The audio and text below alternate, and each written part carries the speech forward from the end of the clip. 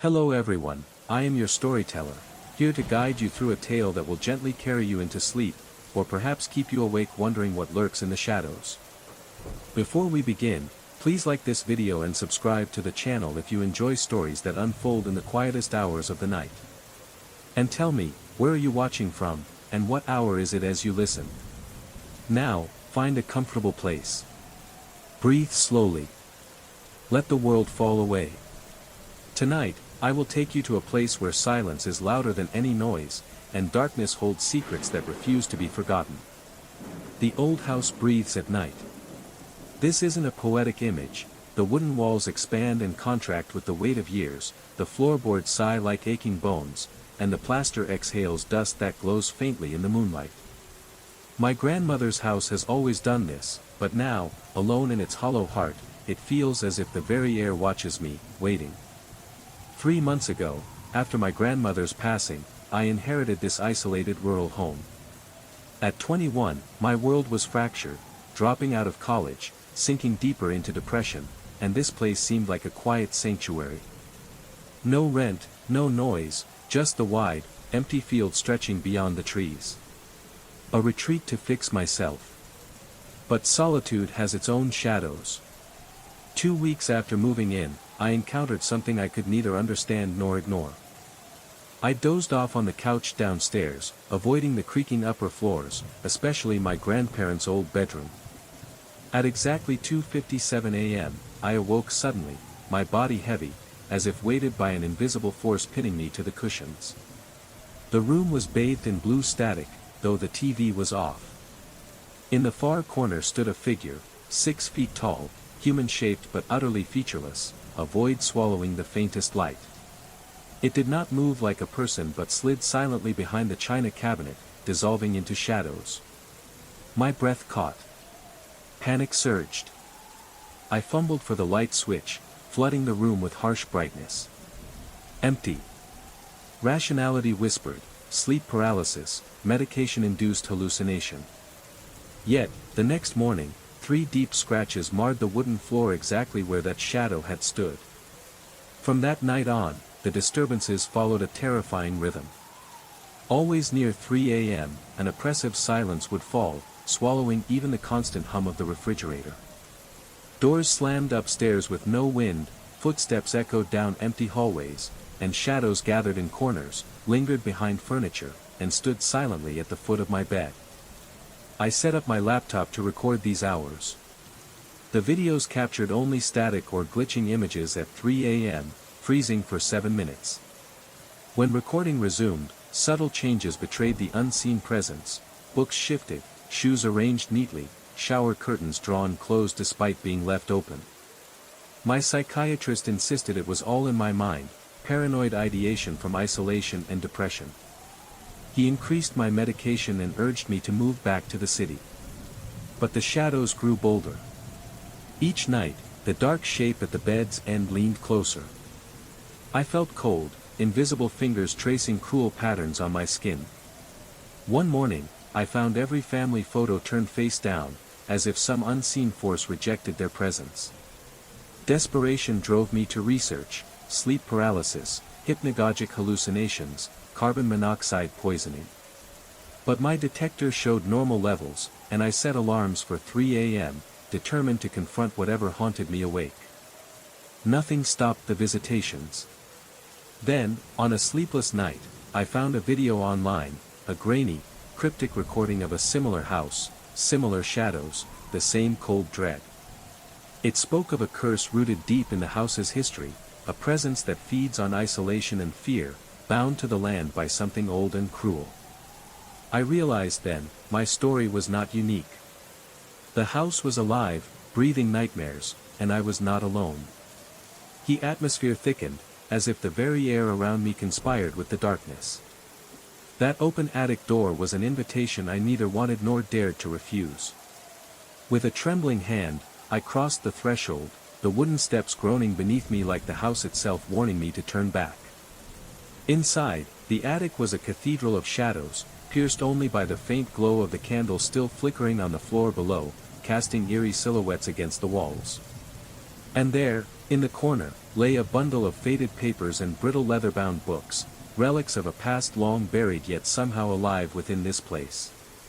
As I reached out, the whispers intensified, voices weaving in and out of coherence, speaking of deals struck in desperation, of darkness paid in blood and silence, and of a guardian entity bound to this land, waiting for the right moment to claim what was owed. The shadow lingered at the entrance, its presence both a guide and a sentinel, urging me deeper into the house's secrets. Every instinct screamed to flee, yet the unrelenting pull of the unknown kept me rooted. In that moment, I realized this was more than a haunting, it was a legacy, an inheritance of shadows woven into the very fabric of my bloodline. And now, I was part of it. I stepped further into the attic's shadowed embrace, the stale air thick with dust and memories. My fingers brushed against the brittle edges of the leather-bound tome. The cover was worn, the title faded beyond recognition.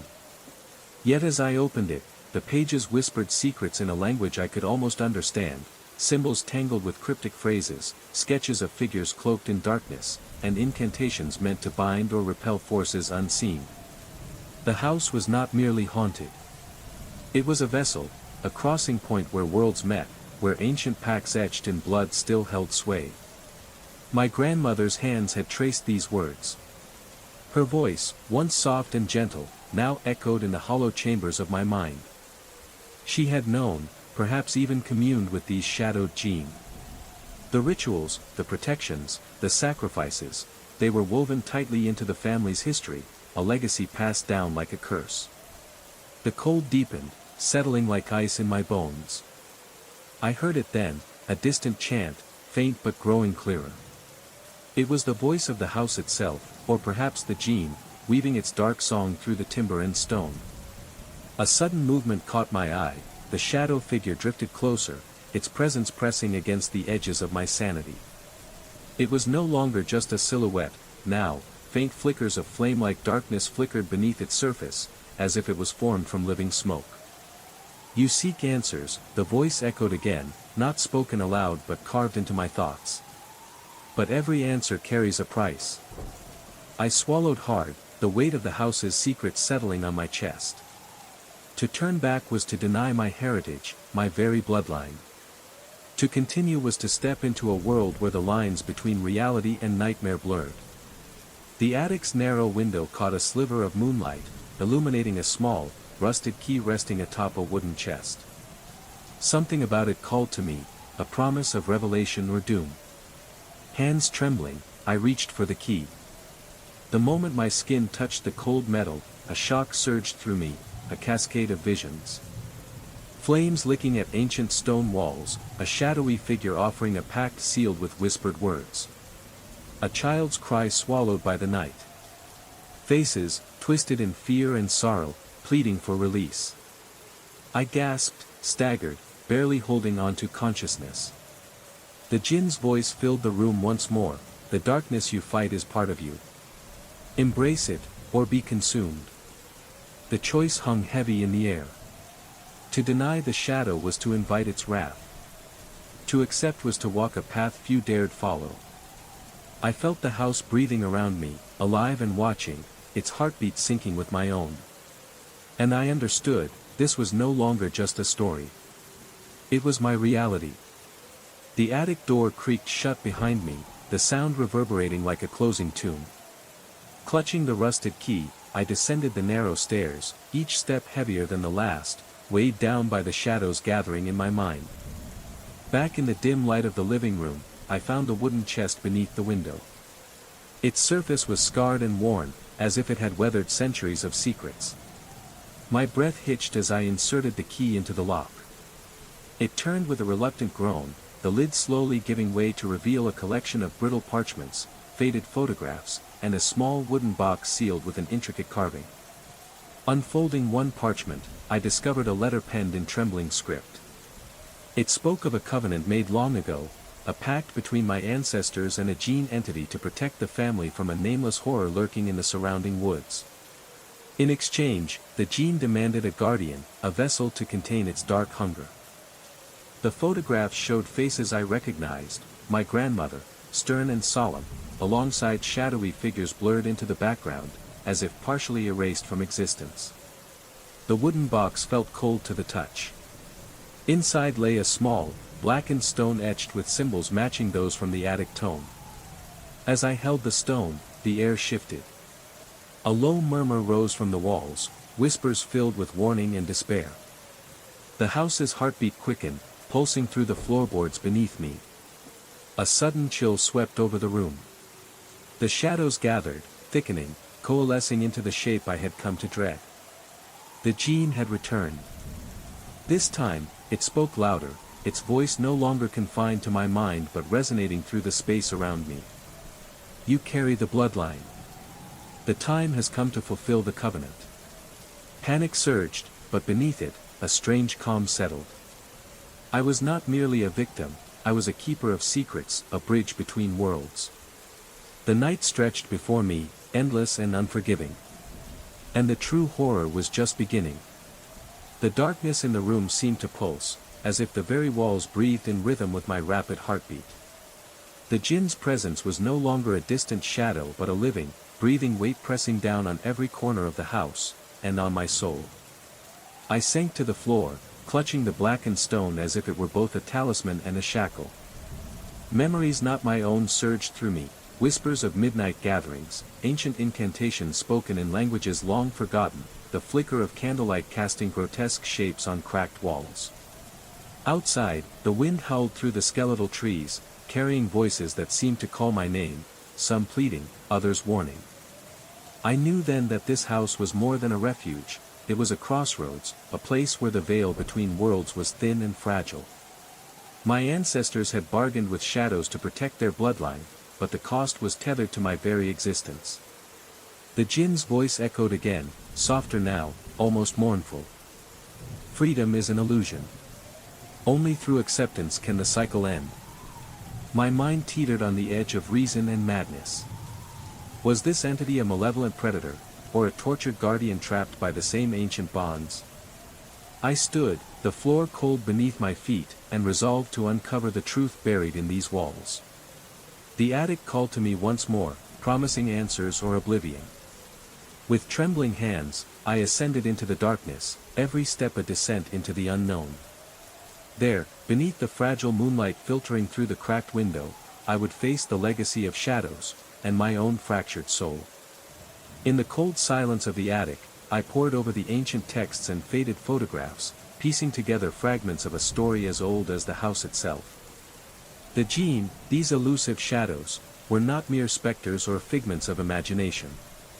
According to the lore embedded in my grandmother's journals, Djinn were entities of smokeless fire, born from a realm unseen by human eyes, drawn to the sorrow and isolation that lingered in mortal hearts. They were neither wholly evil nor benign. Instead, they existed in a liminal space, creatures of paradox, both protectors and predators. When appeased, they guarded the land and its people, shielding them from darker forces.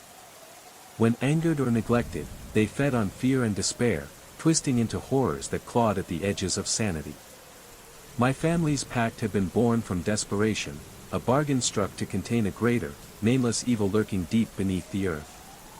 In exchange for protection, the Djinn demanded a vessel, a guardian to bear the burden of their presence. That guardian, I realized with a chill, was not a distant ancestor but me, a reluctant heir to a legacy of shadows. This revelation unsettled me. Was I doomed to be consumed by the very darkness I feared? Or could I, through understanding and acceptance, reclaim my own soul? The Djinn's voice echoed within me, no longer a threat but a somber invitation. Fear binds you. Release it, and find freedom. My journey was no longer simply about survival. It had become a quest for balance, between light and shadow, past and present, fear and courage. And as dawn approached, faint and fragile beyond the cracked windowpane, I knew the path ahead would be fraught with peril. But I would walk it, step by trembling step, until I uncovered the truth, and perhaps, found peace. Days blurred into restless nights. Each morning, I awoke to an uneasy calm, only to feel the house's breath quicken as darkness fell. The Djinn lingered at the edges of my vision, flickers of smoke and shadow, a presence that both haunted and beckoned. I found myself caught in a delicate dance with the entity, each encounter peeling back layers of fear and misunderstanding. The more I resisted, the more relentless it became, pressing its will into my mind with cold whispers and fleeting touches like icy fingers tracing the contours of my spine. But when I ceased my futile struggle, opening myself instead to the jinn's subtle communication, a fragile connection formed. I sensed a sorrow beneath the darkness, a longing for release from its eternal bondage, just as desperate as my own. In those moments, the jinn was no longer a faceless terror but a reflection of the loneliness I carried within. The house, the shadows, even my own fractured spirit, they were entwined in a fragile balance, each feeding and shaping the other. Driven by this understanding, I began to seek out my grandmother's writings again, deciphering cryptic passages hinting at a ritual, not to banish, but to reconcile. To walk the thin line between worlds, offering peace to restless spirits and freeing both the jinn and myself from the cycle of suffering. Yet, the ritual demanded courage I was unsure I possessed. It required confronting memories I had long buried, admitting my own vulnerabilities and embracing the darkness without surrendering to it. One night, as the clock struck 3, the jinn appeared more clearly than ever, its form flickering like dying embers, its voice a whisper of wind and ash. This house remembers. So must you. Only in remembrance lies salvation. And in that whispered command, I understood my path was no longer solitary. It was a journey through pain and acceptance, through fear and hope, a pilgrimage toward light hidden deep within shadow. The night of the ritual arrived like a fragile promise. I prepared the room as the ancient text instructed, a circle of salt traced around the center of the floor, black candles flickering in the dimness, the air thick with the scent of myrrh and smoke. The symbols my grandmother had drawn in the basement echoed in my memory, and I hoped their power endured beyond time. As the clock edged toward 3, I took my place within the circle, heart pounding like a restless drum. The house fell into a profound silence, the usual creaks and sighs held in suspended breath. Shadows gathered beyond the salt barrier, shifting and swirling like smoke caught in an unseen wind. I began to recite the words, strange syllables that rolled off my tongue with a hesitant rhythm, growing stronger with each repetition. The air thickened, heavy with expectation and ancient weight. My skin prickled as the shadows coalesced, the jinn's presence solidifying like a dark flame flickering just beyond sight. Then, the room seemed to dissolve. Memories flooded me, visions of my grandmother, young and resolute, performing the same ritual beneath this very roof, faces of ancestors long past, caught between worlds, their voices whispering encouragement and warning. I felt the lineage of love and sacrifice that had bound me to this house, this shadow, this jinn. A sudden chill swept the room as the jinn's form emerged within the circle, no longer menacing but vulnerable, a being trapped in eternal limbo, yearning for release. The voice echoed softly, "Reverend now.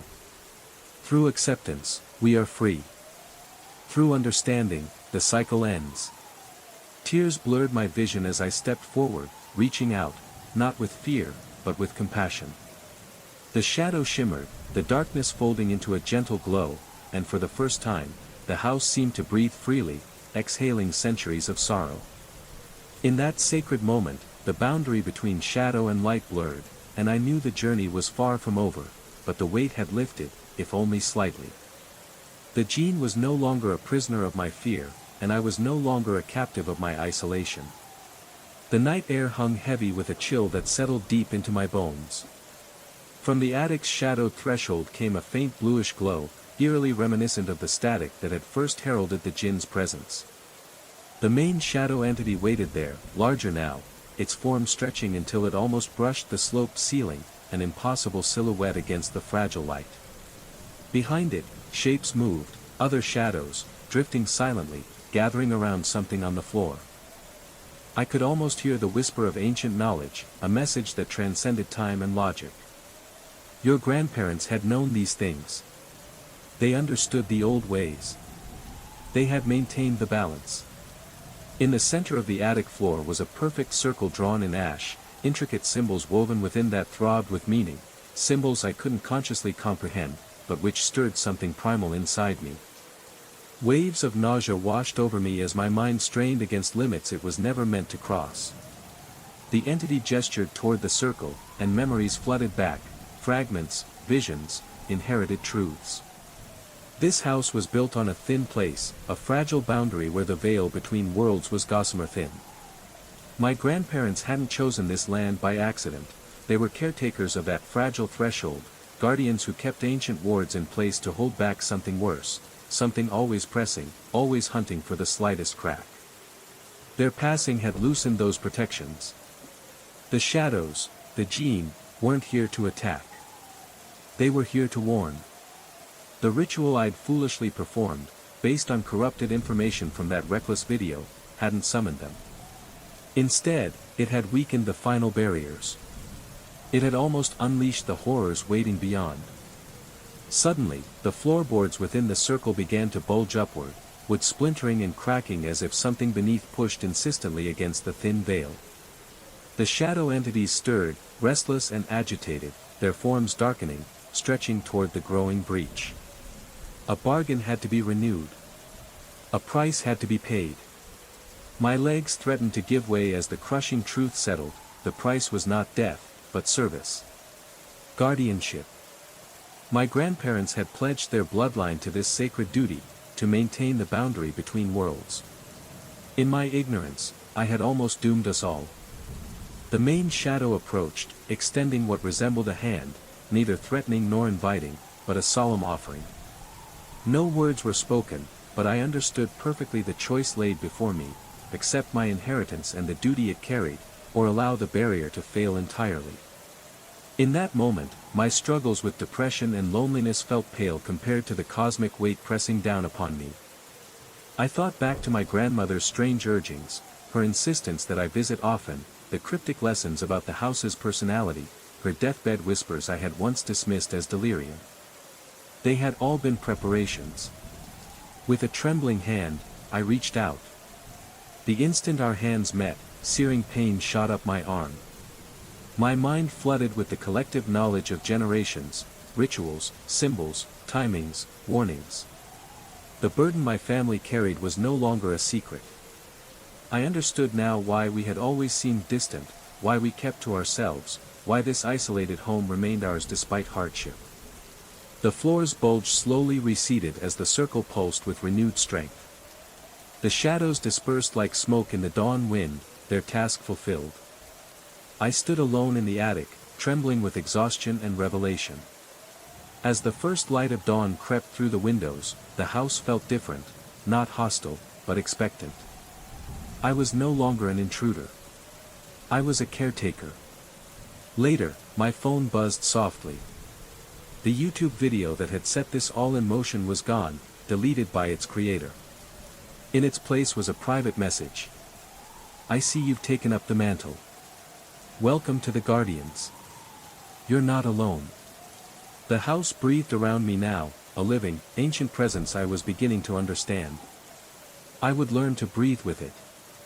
After all, some shadows protect us from the darkness waiting beyond the light. Story 2. The old have wisdom that the young dismiss as superstition. I know better now. Some things lurk in the spaces between dreams and reality, patient, hungry things with mocking smiles, waiting for disbelief to open the door. My daughter's nightmares taught me this truth. Her tormentor came in shimmering azure hues, laughter echoing like shattered glass. The first night it happened, I was jolted awake by Eliza's screams. The night Eliza screamed, the house seemed to shudder. Her cries pierced the silence, raw and urgent, pulling me from sleep as if a cold hand gripped my heart. I rushed to her room, the shadows thickening around me like a gathering storm. She sat upright in bed, eyes wide and glassy, trembling as she whispered, "It's here. It's laughing at me." I reached out, pulling her close, feeling the shiver that ran deeper than fear, a darkness that seemed to crawl beneath her skin. Her small fingers clutched mine, cold as winter's breath. The tormentor she described was no ordinary nightmare. It came cloaked in shifting azure light, a mocking smile that flickered at the edges of vision. It whispered riddles, promises, and threats in a voice that echoed like broken glass. In the days that followed, Eliza's sleep fractured. She resisted slumber as though knowing that in the dark, the tormentor waited patiently, hungry for the fractures in her faith. Medical tests revealed nothing. The shadows were invisible to machines, intangible to science. It was a battle fought in dreams and prayers. Desperate, I turned to the old wisdom that my grandmother had whispered to me years ago, words of faith, protection, and light. One night, armed with a candle and whispered blessings, I sat by Eliza's bedside. The air grew heavy, charged with the unseen presence. The azure hues flickered at the edges of the room, curling like smoke. I spoke aloud, steady and resolute, "You have no power here. Leave this child in peace." The room seemed to hold its breath. For a moment, silence. Then, with a last echoing laugh, the blue shadow dissolved, fading into the walls like mist at dawn. Eliza slept soundly that night, her breath even and calm for the first time in weeks. Faith, not reason, had been our shield. The tormentor had been driven away, not banished forever, but held at bay. And I learned that some battles are not won by logic or medicine, but by the courage to believe, to protect, and to fight in the spaces where light and shadow entwine. The nights that followed were restless, yet marked by a fragile peace. Eliza's sleep deepened, though shadows still whispered at the edges of our home, faint, teasing echoes of that azure tormentor's laughter. It had not vanished, only receded, waiting for cracks in faith, for moments of doubt. I kept the candle burning by her bedside, its flame a quiet sentinel against the encroaching dark. Each prayer I whispered was a thread, weaving a fragile shield around her fragile spirit. Yet, I understood now, this was no simple haunting. The tormentor thrived in the liminal spaces between belief and skepticism, where certainty wavered and the mind faltered. One evening, as twilight bled into night, Eliza confided in me, her voice barely a whisper. "Mom, sometimes I see it in the mirror. It smiles, but its eyes are empty." Her words settled heavily between us, a reminder that some darknesses cannot be chased away with light alone. They linger in reflections, in whispered doubts, in the silent corners of the soul. Determined, I began to seek deeper understanding, ancient prayers, protective rituals, stories passed down through generations. Each held a key, a way to fortify the delicate boundary between our world and the shadows. Together, we crafted a sanctuary, a space imbued with love, light, and intention. Symbols drawn softly on walls, blessed objects placed carefully, and a nightly ritual of presence and protection. The tormentor still came, but each time its power waned, its laughter growing faint and fractured. Eliza's faith, our bond, and the strength of belief became a fortress no shadow could breach. In that fragile dance between darkness and light, I found a profound truth: some battles are eternal, but love is the fiercest guardian. And in that, there is hope. The heaviness in the air lingered, thick and unyielding, as if the very walls held their breath. I watched Eliza move through the house like a shadow herself, distant and withdrawn, a ghost trapped between waking and dreaming. Her once bright eyes dulled by exhaustion and something deeper, a weariness that no rest could soothe. That afternoon, the bathroom encounter unsettled me more than any nightmare. She stood transfixed before the mirror, fingers tracing silent patterns that her reflection refused to mirror. The glass, once a simple barrier, seemed to fracture the boundary between worlds. I called her name softly, but she startled as though caught in a trance, then slipped away without a word. A father's rational mind wrestled with the impossible. I longed to explain this away, a symptom of stress, fatigue, or something neurological. But every instinct screamed otherwise. The blue woman wasn't a figment of imagination. She was a presence that gnawed at the edges of our reality, threading herself into the fabric of Eliza's mind. That night, determined to protect her, I gathered the few remnants of old wisdom I'd unearthed: prayers, blessed objects, salt circles, anything to forge a shield between my daughter and the encroaching darkness. As I placed these defenses around her room, the temperature dipped once again, a cold that clawed beneath skin and bone. I whispered prayers I barely believed, feeling the walls tighten with silent anticipation. And then the blue woman came. This time, her laughter echoed louder, the rasping whisper slicing through the air, "Cover your head, little piggy." But Eliza, bolstered by the protective circle and my whispered words, stirred only slightly. The figure faltered, its jerky movements losing coherence as if repelled by something unseen. For the first time in days, I saw a flicker of strength in my daughter's eyes, a fragile beacon amid the encroaching shadows. It was a beginning. Yet, I knew the battle was far from over. Some darknesses are patient, waiting for cracks in faith, for moments of doubt to widen into chasms. But together, we would face them, step by step, prayer by prayer. Because some shadows only hold power when we turn away. The cold lingered like a living thing, coiling around my spine as I caught Eliza whispering to herself in the kitchen. Her lips moved in hushed repetition, words that sounded like cover and piggy, fragments of the chilling phrase that had haunted our nights. Fear settled into my bones, icy and unyielding. I plunged into research, night terrors, sleep disorders, rare neurological illnesses, hoping for a rational answer. But nothing fit her symptoms, nothing explained the slow erosion of her spirit. Desperation led me to call my father, a man I had distanced myself from after my wife's death.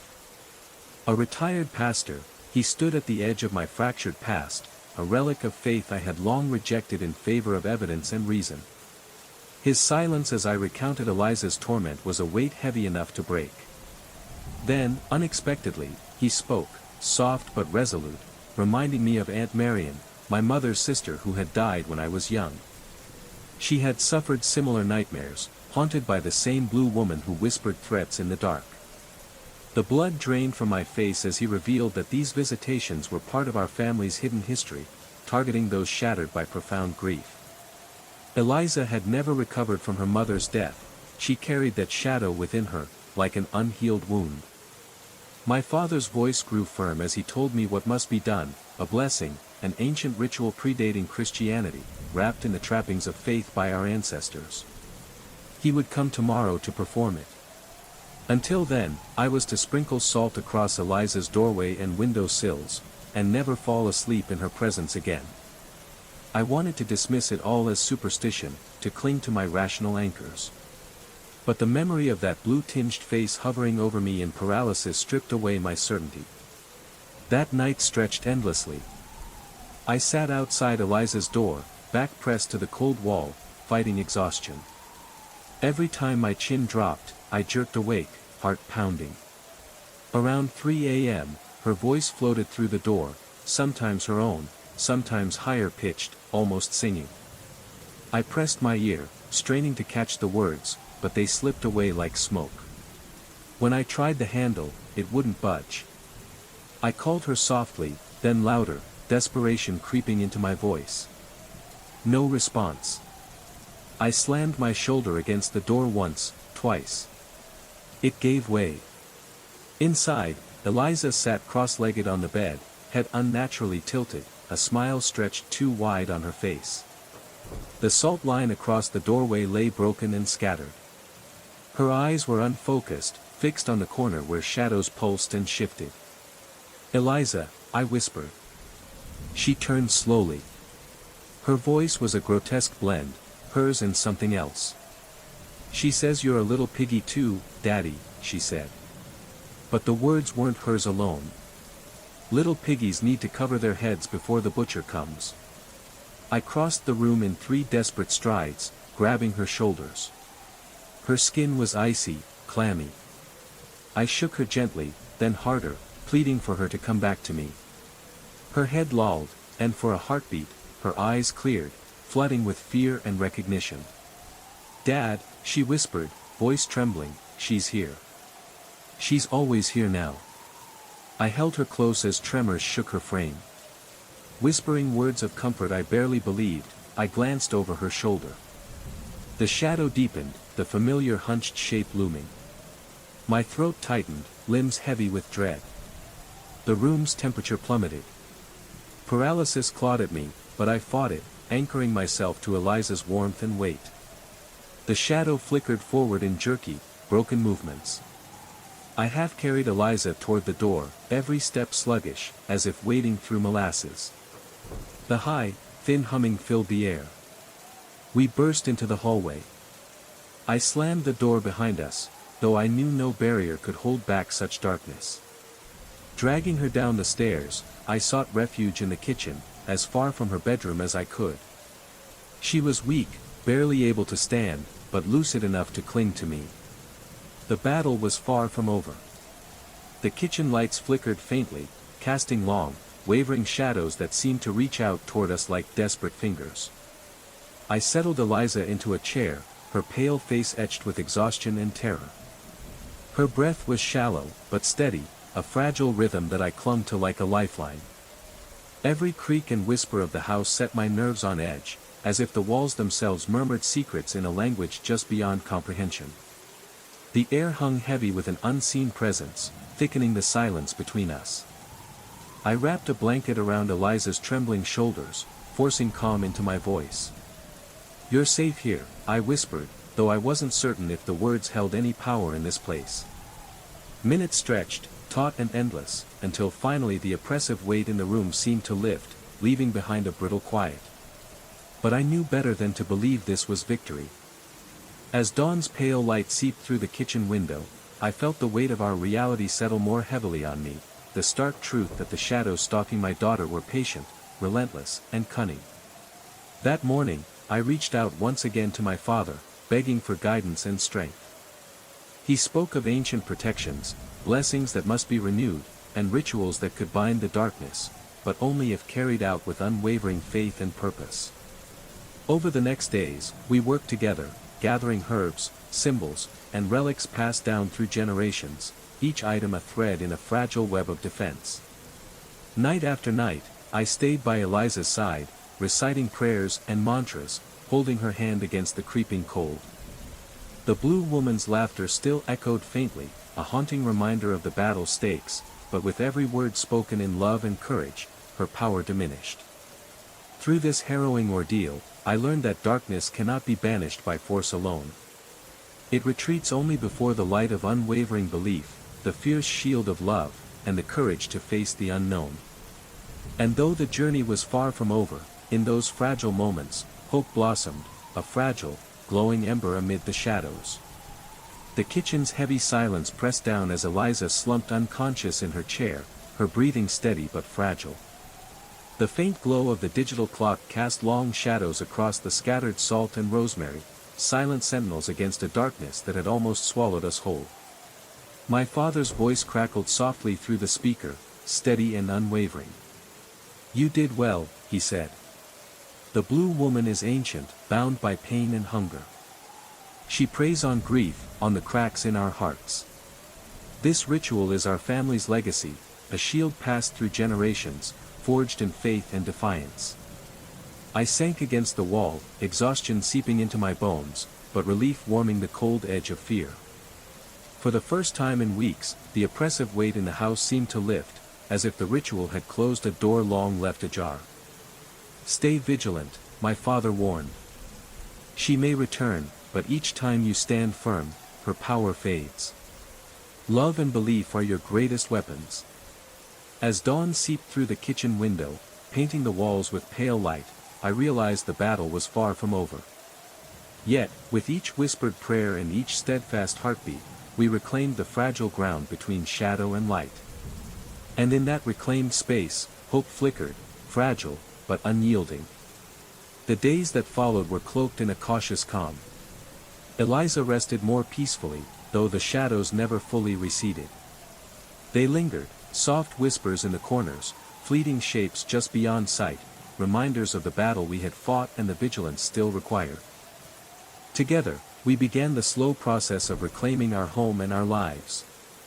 Each morning, I found strength in Eliza's fragile smiles, her gradual return from the abyss that had threatened to consume her.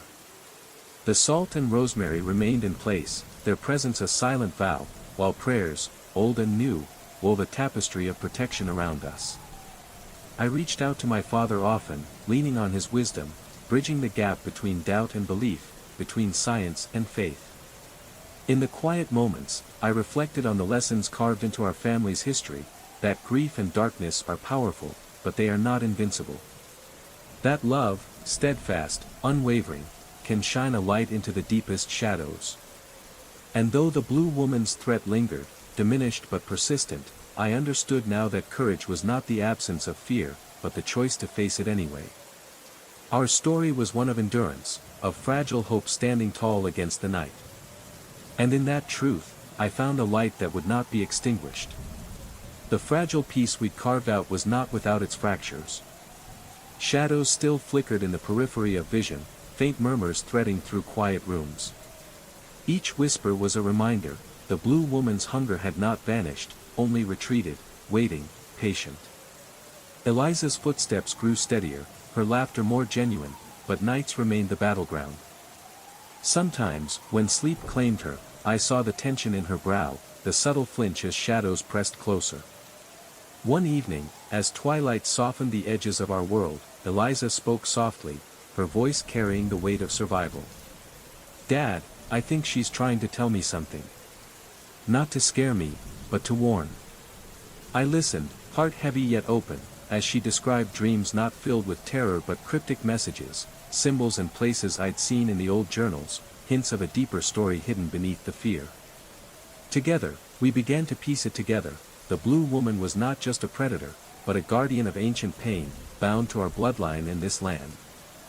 Our fight was no longer just for safety, but for understanding, a journey through the tangled roots of grief, faith, and legacy. With renewed purpose, we sought out forgotten rituals, blending old wisdom with our own will. Each act of remembrance, each whispered prayer, was a stitch in the tapestry healing our fractured souls. The house, once a place of shadow and fear, began to breathe anew, a sanctuary forged from love and courage. And in the quiet dawns that followed, I found a truth both humbling and fierce. Light is not the absence of darkness, but the courage to shine within it. The bond between Eliza and me deepened in ways I had never imagined possible, woven not only by shared fear but by a quiet, steadfast determination to reclaim our lives from the shadows. Each night, as darkness crept through the corners of the house, we became partners in a delicate dance, one step forward in courage, two steps back in uncertainty. I learned to read the subtle signs in Eliza's eyes, the way her breath would catch when the air shifted, the small tremors in her hands when the blue woman's presence drew near.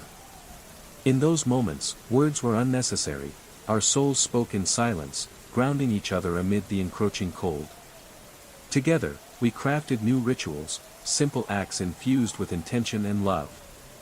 Lighting candles inscribed with protective symbols, placing hand-sewn talismans beside her bed, and sharing stories of our ancestors who had walked this path long before us. Each gesture was a thread sewing strength into the fragile fabric of our reality. But more than these rituals, it was the moments of vulnerability that forged the deepest connection. The nights when Eliza would awaken trembling, her voice a fragile whisper seeking reassurance. The mornings when I would find her staring into the mirror, not with fear, but with a quiet resolve that seemed to grow brighter each day. Slowly, I saw the blue woman's hold weaken, not because she vanished, but because Eliza's spirit grew too strong to be consumed. The apparition became less a tormentor and more a shadow reluctantly stepping back, acknowledging the fierce light kindled within my daughter.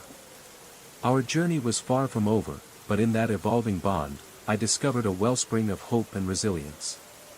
It was a testament to the enduring power of love, not just to protect, but to transform even the darkest shadows into something that could be faced, understood, and eventually, accepted. And in the quiet spaces between fear and faith, between shadow and light, we found each other. In the stillness of the nights that followed, our connection became a sanctuary, a refuge against the lingering darkness that sought to unmoor us. I watched as Eliza's spirit, once fragile and fragmented, began to coalesce into something fierce and radiant. Her eyes, once haunted, now held a quiet defiance, a spark that no shadow could extinguish. One evening, as the moon cast pale light through the window, Eliza reached out to me, not with fear, but with a resolve that surprised us both. "Dad," she said softly, "I think I'm ready to face her. Not as a victim, but as a guardian." Her words echoed the legacy I had long resisted, the weight and honor of our family's covenant. Yet now, it was no longer a burden but a beacon, guiding us through the twilight of uncertainty. Together, we prepared, not just with salt and prayers, but with understanding and acceptance. We invited the shadows not as enemies to be banished but as truths to be embraced, difficult and strange as they were. The blue woman's presence no longer demanded submission but sparked a dialogue, a fragile truce woven from courage, love, and the unyielding human will to reclaim light from darkness. In that profound space between worlds, Eliza and I found healing, not in forgetting the shadows, but in learning to walk alongside them. Our journey was not about erasing the past but transforming it, honoring the pain while embracing the hope that lived beyond. And as dawn broke over our home, the shadows softened, not gone, but gentler, held at bay by a bond stronger than fear. I looked down at Eliza's peaceful face, the first time I'd truly seen her at rest in weeks. The weight of relief settled over me, yet a quiet ache lingered as my thoughts drifted to Aunt Marion, who had passed away without the protection of the ritual. I thought of my own stubborn refusal to accept anything beyond the measurable, the rational, and how close that denial had come to costing me my daughter. The next morning, my father arrived, carrying with him a bundle of ancient books and worn family records chronicling encounters with the blue woman that spanned centuries. Together, we performed a more permanent version of the ritual, blessing every room in the house, every doorway, and every window. Eliza grew stronger by the hour, the dark shadows beneath her eyes gradually faded. She remembered little of the possession itself, for which I was grateful, but the memories of the dreams and whispered threats lingered. "Cover your head, little piggy." My father explained that it was a warning, not a threat. The entity had been revealing its own weakness, bound by rules older than itself. Covering the head was a ritual protection the entity could not help but divulge. I had made peace with my father and with the understanding that some things exist beyond the reach of science. Some nights I still wake at exactly 3:17 a.m., my breath fogging the warm air, a pressure settling on my chest. But now, I know the words. I have learned to believe. And when I speak them aloud, the pressure lifts, the cold recedes, and I am left in the comfortable darkness of an ordinary night, safe from the things that smile from the corners of our perception, waiting for disbelief to create openings. The old have wisdom the young dismiss as superstition. I am no longer young, and I am no longer foolish enough to disbelieve. Story 3. The forest doesn't breathe at night. That's what I first noticed when I moved to the cabin, the unnatural stillness that descends after sunset, as if the entire woodland holds its breath, waiting. The daytime chorus of birds and rustling leaves gives way to a silence so complete it feels like pressure against your eardrums. You strain to hear something, anything, to break the void. And when that something finally comes, a snap of a twig, the soft shuffle of movement just beyond your field of vision, you almost wish the silence would return. I came to these woods to escape. Doctors called it acute social withdrawal syndrome, but I called it self-preservation. After 32 years of forcing smiles and meaningless conversations, something inside me simply broke. The cabin belonged to my uncle, abandoned for years after he disappeared during a hunting trip. The family avoided discussing both him and the property, so when I mentioned wanting it, they practically signed over the deed that day, relieved to wash their hands of the place. The first 2 weeks passed in blessed isolation. I established a simple routine, gathering firewood in the morning, foraging for mushrooms and berries in the afternoon, and reading by lamplight until sleep came. No phones, no internet, no human contact. The persistent tightness in my chest began to loosen like a fist slowly unclenching. I felt myself becoming part of the forest's rhythm. Until the night they appeared. I was returning from the creek with freshly filled water jugs when I spotted movement in the clearing ahead. 3 figures stood at the edge of the tree line, motionless, watching. The evening light caught them at an odd angle, casting elongated shadows that seemed disconnected from their forms. I froze, water sloshing in the containers, heartbeats suddenly loud in my ears. They weren't rangers. Their clothing looked handmade, oddly antiquated. Not hikers either, they carried no gear. One raised a hand in greeting, the gesture stiff and mechanical, as if unfamiliar with the motion. My throat constricted, but I managed a nod. They approached with synchronized steps, moving together like a single organism.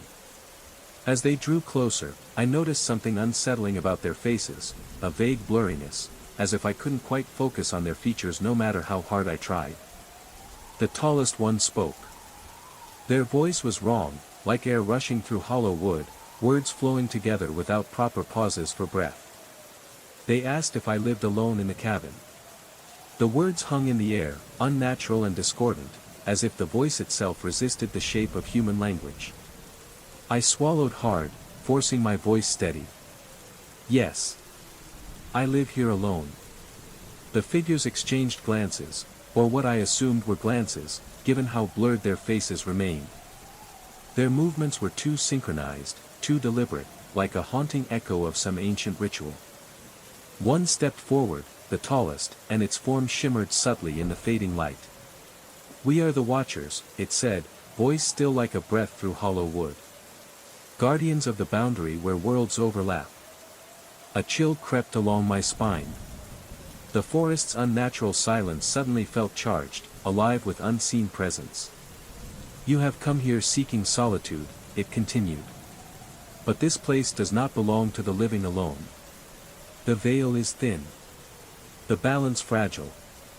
I tried to speak, but words faltered on my tongue. The second figure reached out, hand hovering just above the earth, and the soil beneath began to shift, roots twisting as if breathing. "We are bound to this land, ancient as the trees, watchers of what lies beyond sight. Your uncle," he crossed the threshold. A cold shudder ran through me. The disappearance suddenly made cruel sense. "Now, so must you decide," the third figure intoned, voice like wind through dry leaves. "Will you remain guardian, or will the forest claim you as it did him?" I felt the weight of their gaze, not accusatory, but patient, expectant. The forest's breath held tight around us, waiting for my answer. The silence stretched, broken only by the faint rustle of leaves. I realized then that escape was no longer an option. Here, in the heart of the watching woods, I was bound by a legacy older than memory itself. The figures' presence seemed to blur and shimmer with the fading light, their outlines wavering as if they belonged to both this world and another, a place just beyond human perception. Their voices, though hollow and otherworldly, carried a weight of ancient knowledge, secrets whispered through centuries, embedded deep within the earth and roots surrounding the cabin. They spoke of the Watchers as keepers of the veil, the fragile boundary between the living realm and something older, darker, and untamed. This forest, they explained, was not merely trees and soil but a crossroads where worlds converged, where forgotten entities waited patiently for the veil to thin. The disappearance of my uncle was a symptom of this ancient balance tipping.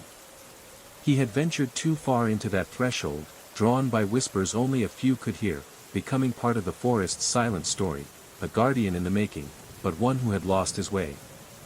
The Watchers themselves were neither fully spirit nor flesh, but an intertwined existence, remnants of human souls who had accepted the calling, merged with the forest's essence to stand eternal vigil. Their blurred faces, I realized, were the cost of such a bond, a surrender of individuality for the sake of purpose. They told me the trials I must face, nights where the forest's breath would grow cold and still, when shadows lengthened into forms that tested the limits of sanity. The need to learn the language of the woods, the song of the earth, and the rituals that would keep the balance intact. The price of refusal, they warned, was disappearance, a fading into the woods, becoming one of the lost echoes that wander beneath the canopy. As their words settled over me, a strange calm washed through my fear. The legacy was vast and daunting, but it was mine to bear. And so began the slow, arduous journey into the heart of the forest's mysteries, a path where shadows whispered truths, and every step led deeper into the entwined dance of life, death, and the unseen. The first night after the Watcher's visit, the forest seemed to hold its breath even more tightly. As twilight slipped into darkness, an eerie silence blanketed the cabin and the woods beyond, broken only by the occasional rustle of leaves or distant, indistinct murmurs. I stepped outside, the cool night air heavy with something ancient and watchful.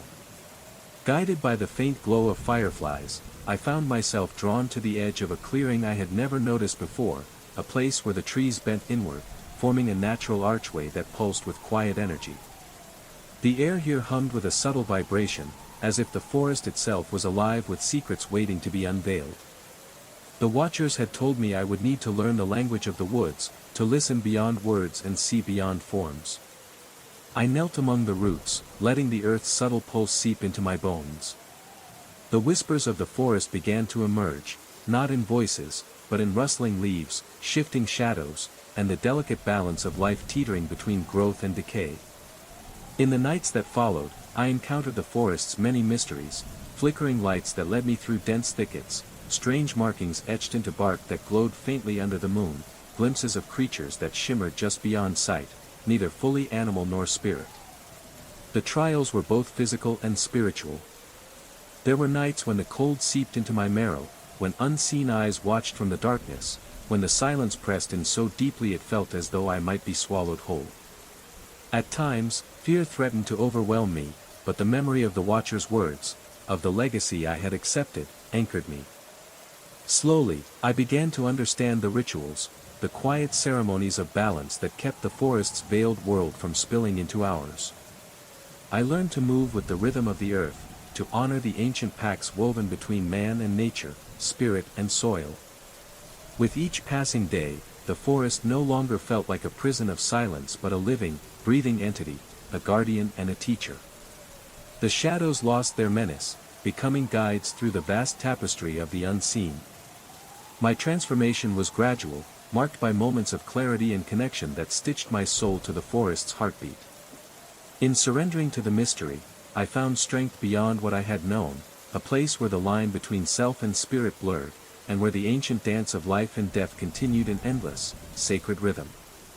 The cold trickle of dread slithered down my spine, yet loneliness and desperation anchored me in place. I confirmed my solitude preference, and the trio exchanged silent glances that unsettled me more than their words ever could.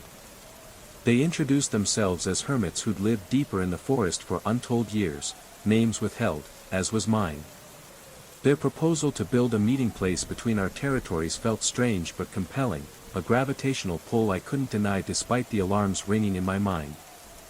For 3 days, we toiled in a clearing halfway between my cabin and their claimed home. They brought materials I'd never seen, twisted branches and fibrous plants unknown despite my daily wanderings. Their building was peculiar, no tools, only hands moving with an unnatural precision. Communication was mostly silent, subtle gestures, impossible to decode.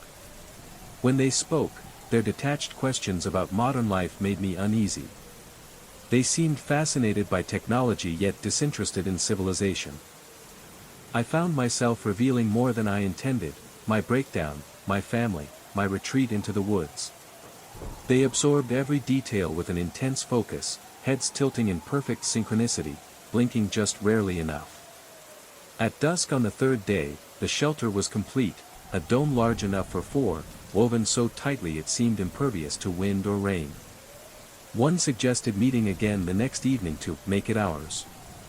Before I could ask, they vanished into the forest with a speed that felt unnatural, leaving a heavy unease in my chest.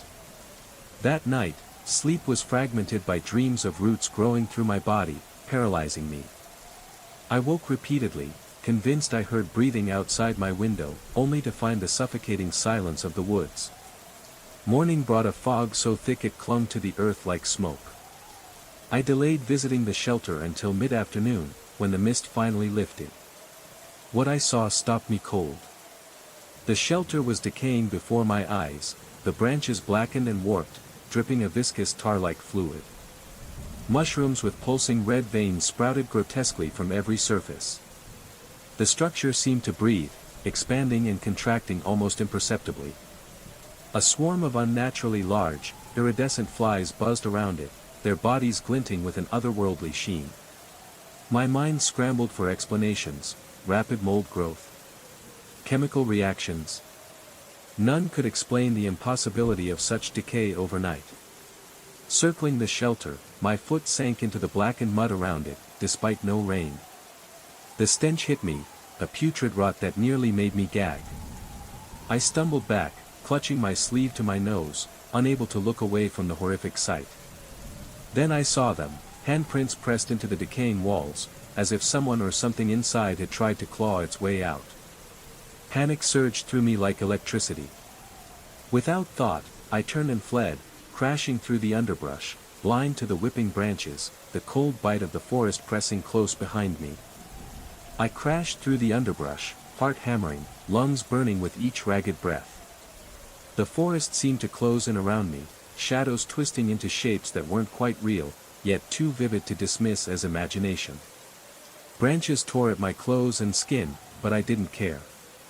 All that mattered was putting distance between myself and that breathing, rotting shelter. When I finally stumbled onto a narrow trail, I forced myself to slow, to listen. But the only sounds were my own frantic breathing and the distant, indifferent call of a lone owl. Still, the weight of something unseen pressed down on me, as if the forest itself mourned, or warned. Days passed in a haze of exhaustion and unease. The hermits didn't return. The shelter was gone from my thoughts, replaced by a gnawing suspicion that I had stepped into something far older and darker than simple isolation or madness. Driven by a restless urge, I returned to the clearing under the cover of twilight. The fog hugged the earth like a shroud, but the shelter was gone, no sign of its twisted branches or the foul growths. Only the handprints remained, faint impressions scorched into the dirt, glowing faintly with an unnatural light. As I knelt to examine them, a whisper drifted through the trees, low and sorrowful. The words were impossible to understand, but the feeling was clear: regret, pain, and a desperate plea for release. Suddenly, the forest around me shifted. The trees groaned softly, their branches swaying without wind, and the earth beneath my fingers pulsed with life. From the shadows emerged the three figures, their faces still blurred, but their presence now less alien, more burdened. "We are bound to this place," the tallest said, voice softer, tinged with sorrow. "Once, we were like you, seeking solitude, seeking peace. But the forest claimed us, tethered us to its secrets. They spoke of an ancient curse, a cyclical hunger rooted deep in the earth, a force that fed on loneliness, despair, and fear. The shelter was a manifestation of that hunger, a prison and a warning. To resist is to be consumed," another whispered. "To accept is to become the guardian." Their words settled around me like falling leaves. I was caught between fear and understanding, isolation and responsibility. The forest had chosen me, just as it had chosen them. And now, my journey was only beginning. The moment the figure's words settled into my bones, a quiet shift began within me, subtle but undeniable. It was as if the forest's breath intertwined with my own, each inhalation weaving a thread between my pulse and the ancient rhythm beneath the soil. I was no longer merely a visitor, I was becoming part of something far greater, an unbroken lineage of guardians tethered to this land. The days that followed were a crucible of change. The forest no longer felt distant or silent, it whispered secrets in rustling leaves and murmuring streams, calling me to listen, to learn. The blurred faces of the watchers returned often in dreams, guiding me through rituals old as the trees themselves. I learned to walk softly, to move with intention, feeling the life beneath every footfall. Each trial tested my resolve and reshaped my understanding of self. There were nights when shadows stretched long and cold, pressing against the fragile barrier between worlds. In those moments, fear gnawed at me, a predator at the edge of reason. But with each prayer, each offering of respect to the unseen forces, I felt the boundary strengthen, my bond to the forest deepen. The transformation was not without sacrifice. The solitude I once sought became a mantle of responsibility. The weight of centuries pressed on my shoulders, a constant reminder that my actions rippled through time and spirit. I felt my humanity shift, less in body, but more in essence, as the forest's memory wove into my soul. Yet within this metamorphosis, I found unexpected gifts, clarity in silence, strength in vulnerability, and a profound connection to a world both terrifying and beautiful. The Guardian's path was neither easy nor free, but it was mine to walk. And as the seasons turned, I stood watch beneath ancient boughs, a sentinel between worlds, holding fast to the fragile light amid encroaching shadows. The cold from that night lingered, seeping into my bones as days blurred into restless wakefulness. My mind churned between denial and terror, clinging to rational explanations even as the shadows pressed closer. The 3 crude dolls lay on the forest floor like grim markers, each bound with a lock of hair, twisted twigs, and hardened mud. My own hair, unmistakably intertwined, tied me irrevocably to whatever ancient force whispered through those woods. Back at the cabin, I rifled through my uncle's attic, dust motes swirling in the dim light. His old papers told a story I wished I could forget. Newspaper clippings from the 1930s chronicled the chilling disappearance of 3 locals over a single harsh winter. Each vanished without trace, last seen near these very woods. Rumors of strange figures and eerie shelters surfaced in forgotten letters and faded journals, echoing the tale I had just lived. A sense of a cycle, a hunger fed through decades, gnawed at me. The forest was a living, breathing entity, and it had claimed many before me. I knew then that the shelter, the figures, the whispers, they were manifestations of a deeper, darker hunger bound to this land. And I was now a part of its story. The weight of those old clippings settled heavily on my chest, the past bleeding unervingly into my present. I pored over every scrap of paper, every yellowed letter, searching for clues that might explain the forest's relentless hunger, and my place within it. The missing people, the strange shelters, the whispered warnings, all threads woven into a tapestry of dread. One name recurred, Elias Thorne, a man who vanished after reportedly encountering shadowed figures near the woods. His diary, partially preserved, spoke of strange voices calling him to a clearing, of a protective ritual he began but never finished. His last entry ended abruptly, a scrawled warning, the forest watches. The veil thins. Beware the hunger beneath. I realized the urgency wasn't just mine alone, this was a legacy, a curse that passed silently from one generation to the next, claiming those drawn to solitude and sorrow. Determined, I sought out local historians and elders, hoping their oral traditions might fill the gaps. They spoke in hushed tones of the veil keepers, guardians bound to the forest, tasked with maintaining the delicate balance between worlds. The Blue Woman, the Watchers, the Hermits, all part of this ancient struggle. Each story deepened my resolve and my fear. To stand against this force meant embracing a role I neither wanted nor fully understood. But to run meant losing myself to the same silence that swallowed my uncle, and countless others before him. I began learning the rituals mentioned in the diaries, prayers woven with earth and fire, symbols drawn in sacred patterns, offerings to both forest and spirit. Each was a step into a world where faith and fear intertwined, where hope flickered fragile against encroaching darkness. As I prepared for what lay ahead, I knew the path would be perilous, a test of will, spirit, and heart. Yet in the depths of the forest's shadow, I sought a light strong enough to hold back the hunger beneath. The silence that followed my question felt suffocating, thick and unyielding, like the weight of memories I couldn't escape. The rain drummed relentlessly, a steady reminder of the storm both outside and inside me. The circle, imperfect and bleeding, lay before me, an invitation and a challenge. I had no illusions about what I was doing. The ritual wasn't a game, it was a desperate attempt to wrest control from the nightmares that haunted my every waking moment. Torres's warning echoed faintly in my mind, be careful what you call. I closed my eyes and breathed deeply, trying to steady the trembling in my hands. Charlie, Charlie, are you there? I whispered again, louder this time, willing the darkness to respond. Minutes passed, each second stretching unbearably.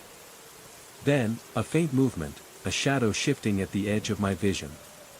I snapped my eyes open, heart pounding in my chest.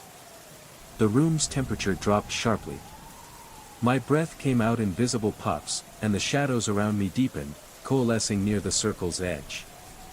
The faint scent of copper hung thick in the air, mingling with the rain's dampness.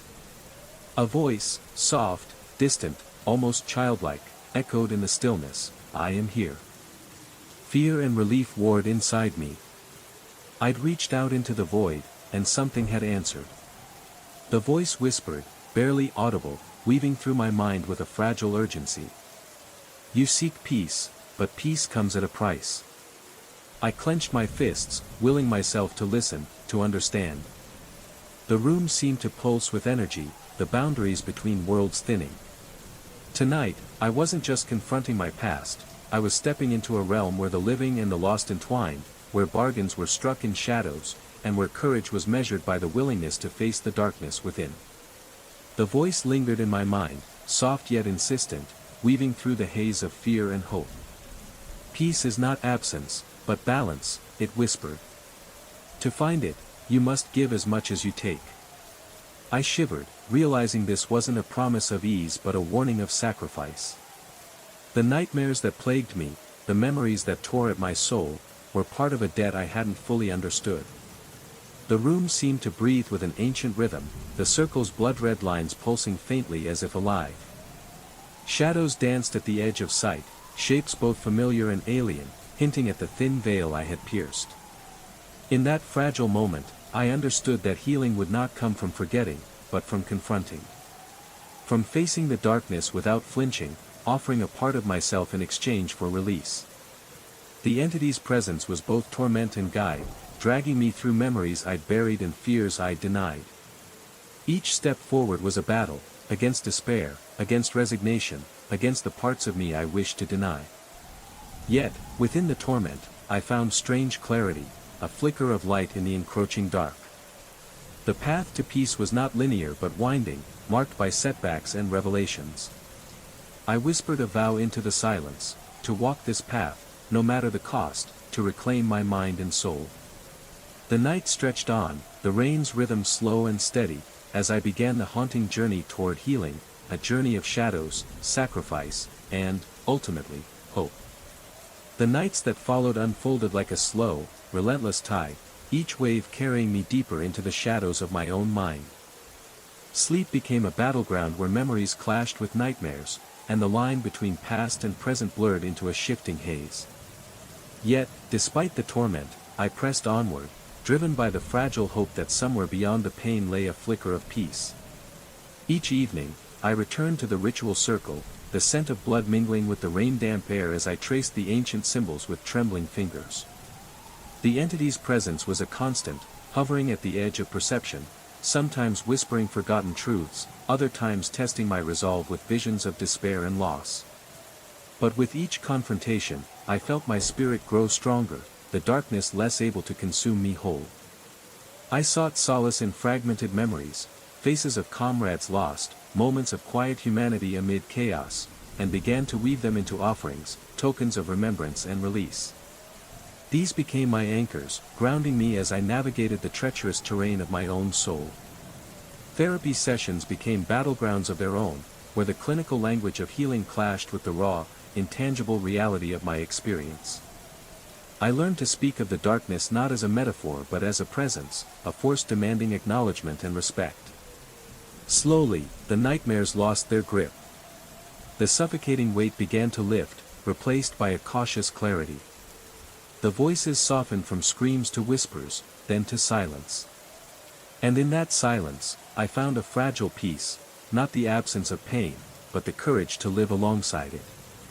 I realized healing was not a destination but a journey, an ongoing dialogue between shadow and light within me. With each dawn, I reclaimed a piece of myself, fortified by the knowledge that true strength comes not from denial but from the willingness to face the darkest corners, and emerge, however bruised, into the light. The scratches chilled me far more than any shadow I'd imagined. The jagged gouges on the bathroom door were undeniable, proof that something unseen lurked within the walls of my own apartment. The silence of the night was no longer comforting but oppressive, as if the air itself was charged with unseen eyes watching, waiting. I played the video again and again, searching for a flicker, a shape, anything. But the camera showed only stillness, the same empty room I had left hours before. Yet the evidence was right there on the door, raw and angry. I tried to convince myself of logical explanations, maybe a stray branch brushing the window during the storm, or a hallucination born of exhaustion. But deep down, I knew that denial was a fragile shield against something far darker. Sleep came in fits and starts, haunted by dreams of clawed hands reaching out from shadows, and whispers calling my name just beyond hearing. Each morning, I awoke more drained, the thin veil between waking and nightmare fraying further. One night, determined to confront whatever haunted me, I set the circle again, this time fortified with candles and protective symbols I'd hastily scrawled on scraps of paper. I repeated the invocation, voice steadier despite the tremor inside. The air thickened once more, cold settling deep in my chest. The blood in the circle pulsed faintly, and from the corner of my eye, shadows flickered. A figure emerged, indistinct and shifting, its form barely tethered to reality. The scratches returned, 3 fresh lines scoring the wooden door just as I felt a breath, icy and close, whispering words I couldn't quite catch. I stood firm, heart pounding, refusing to let the darkness claim me. Because sometimes, the path to healing isn't gentle. It's a battle, a relentless fight against the shadows within and without. And I was ready to fight. The nights that followed became a battleground of wills. Each evening, I returned to the ritual circle, the candles flickering like fragile beacons in the gathering dark. The blood at the center pulsed faintly, a heartbeat echoing the tension in my own chest. The shadowy presence hovered at the edge of vision, teasing, probing the limits of my resolve. The scratches deepened, appearing not only on doors but on walls and even the wooden floorboards, 3 parallel lines, a signature of the entity's persistence. The whispers grew louder, more insistent, weaving through my dreams and bleeding into waking moments. Sometimes I caught fragments, words like, surrender, join us, embrace the dark, spoken in voices both familiar and alien. But with every encounter, I fought back, not with weapons, but with memory and will. I summoned the faces of friends lost, the moments of laughter and light, the promises I'd made to myself to survive. Each recollection was a shield, a refusal to be consumed. Therapy sessions became both refuge and battleground, where I struggled to translate my experiences into language that could bridge the chasm between the seen and unseen. Slowly, I found allies in those who listened without judgment, who helped me map the contours of my trauma and strength. The entity tested me relentlessly, conjuring visions of despair and isolation, but I met each challenge with growing clarity. The blood circle became not just a summoning, but a pact, a space where I claimed sovereignty over my own mind and soul. And then, one night, the cold receded. The scratches faded. The whispers silenced. In the quiet aftermath, I realized healing was not a vanishing of darkness, but a mastering of it, a dance between shadow and light where neither could wholly consume the other. I was scarred, yes, but unbroken. And in that fractured strength, I found hope. The cold weight on my chest tightened, suffocating and relentless, making each breath a battle. The limb, grotesque and otherworldly, seemed to stretch impossibly far, its clawed fingers inching closer, dripping with shadows darker than night itself. I could feel the presence pressing not just on my body, but deep inside my mind, scraping at the edges of sanity. Fear threatened to consume me, but a flicker of defiance sparked within. I forced myself to steady my trembling hands and recite the words again, louder and clearer. The binding ritual's incantation echoed through the room, weaving a fragile barrier between the world I knew and the darkness I had summoned. The shadow recoiled, the claw retracting as if burned by invisible fire. The pressure on my chest lessened, replaced by a biting cold that crept slowly across my skin, numbing and raw.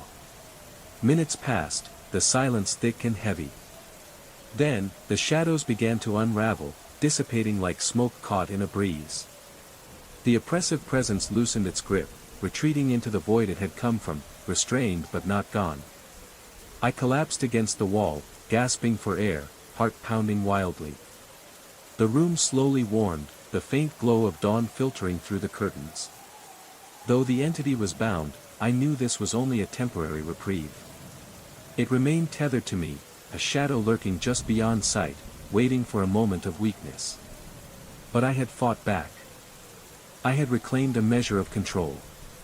And in that fragile victory, I found the strength to keep fighting, to face the darkness with eyes wide open and a voice unbroken. The days after the binding ritual blurred into a haze of exhaustion and vigilance. The shadow's presence no longer pressed on my chest with crushing force, but it lingered, a cold breath on the back of my neck, a flicker in the corner of my eye that vanished when confronted. Sleep became a precious, fragile commodity.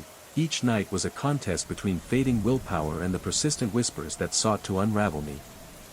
I felt the toll seep into every part of me. My body weakened from restless nights, my mind frayed at the edges, caught between the tangible world and the creeping darkness clawing at my thoughts. Moments of clarity were punctuated by waves of despair, the weight of unseen eyes pressing down with relentless insistence. Yet amid the turmoil, glimmers of hope emerged like fragile stars breaking through a stormy sky. I found strength in small victories, a night without whispers, a morning without dread. I reached out to friends and therapists, weaving a network of support that anchored me when shadows threatened to pull me under. The ritual had not ended the struggle, but it had transformed it into a battle I was no longer destined to lose. Each day, I reclaimed pieces of my soul, confronting fears I once buried deep. I learned to recognize the entity's tactics, the subtle manipulations, the seductive promises, and resist them with a growing resolve. In this ongoing war, resilience became my weapon. The will to survive, to reclaim my life, flickered fiercely within me, unextinguished by the darkness. And though the shadow waited patiently in the periphery, I faced it not with terror, but with quiet courage. I realized healing was not a distant destination but a daily act of defiance, a commitment to stand in the light, even when the night was long and cold. The slow return to daylight was neither swift nor easy. Each morning I woke, the weight of the previous night's shadows lingered, an echo in my bones, a quiet reminder that the battle was far from over. But with every sunrise, I gathered fragments of strength, weaving them into a fragile shield against the encroaching dark. I reached out to old friends, to therapists who offered not just treatments but understanding. I rebuilt connections I had severed, realizing that the light of others could pierce even the thickest shadows. In shared laughter and honest conversations, I found solace and reminders of the life I was fighting to reclaim. Work, once a source of stress and failure, became a ground for small victories. Each shift completed, each task done despite the lingering fear, was a testament to my resilience. The scars, both visible and unseen, reminded me of my journey but no longer defined me. Yet the darkness was patient. It crept at the edges of my awareness, slipping into moments of doubt and fatigue.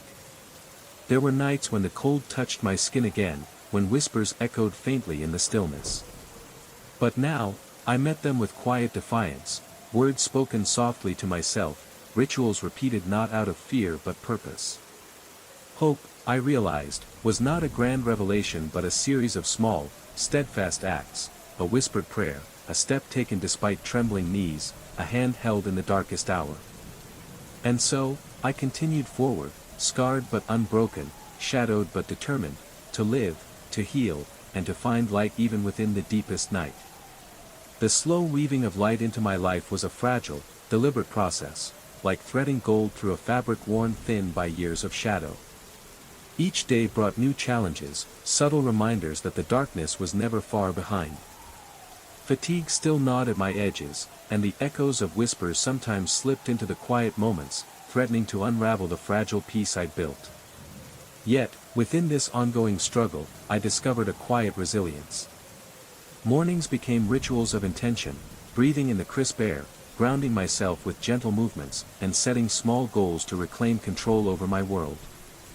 I returned to routines once abandoned, cooking meals, tending to neglected plants on my windowsill, and journaling the flickers of hope that pierced the gloom. Work remained both a battlefield and a sanctuary. The weight of responsibility reminded me that I was more than my fears. Colleagues who noticed my gradual return became pillars of support, their simple kindnesses echoing louder than any shadow's threat. I learned to ask for help without shame and to celebrate the small victories, a completed project, a genuine smile shared. Sleep, though still fragile, grew kinder. I crafted spaces of safety within my home, candles flickering softly at night, talismans placed near windows, and rituals whispered before rest. When the cold pressed close or whispers stirred, I met them with quiet strength, recalling the battles won and the love that tethered me to life. Perhaps most profound were the moments of connection, calls with old friends, laughter shared over coffee, and the unexpected warmth of a stranger's empathy. These shards of light reminded me that healing was not solitary but woven through the bonds we forge. The darkness had shaped me, yes, but it no longer defined me. In the spaces between fear and hope, I found not just survival but the beginnings of renewal.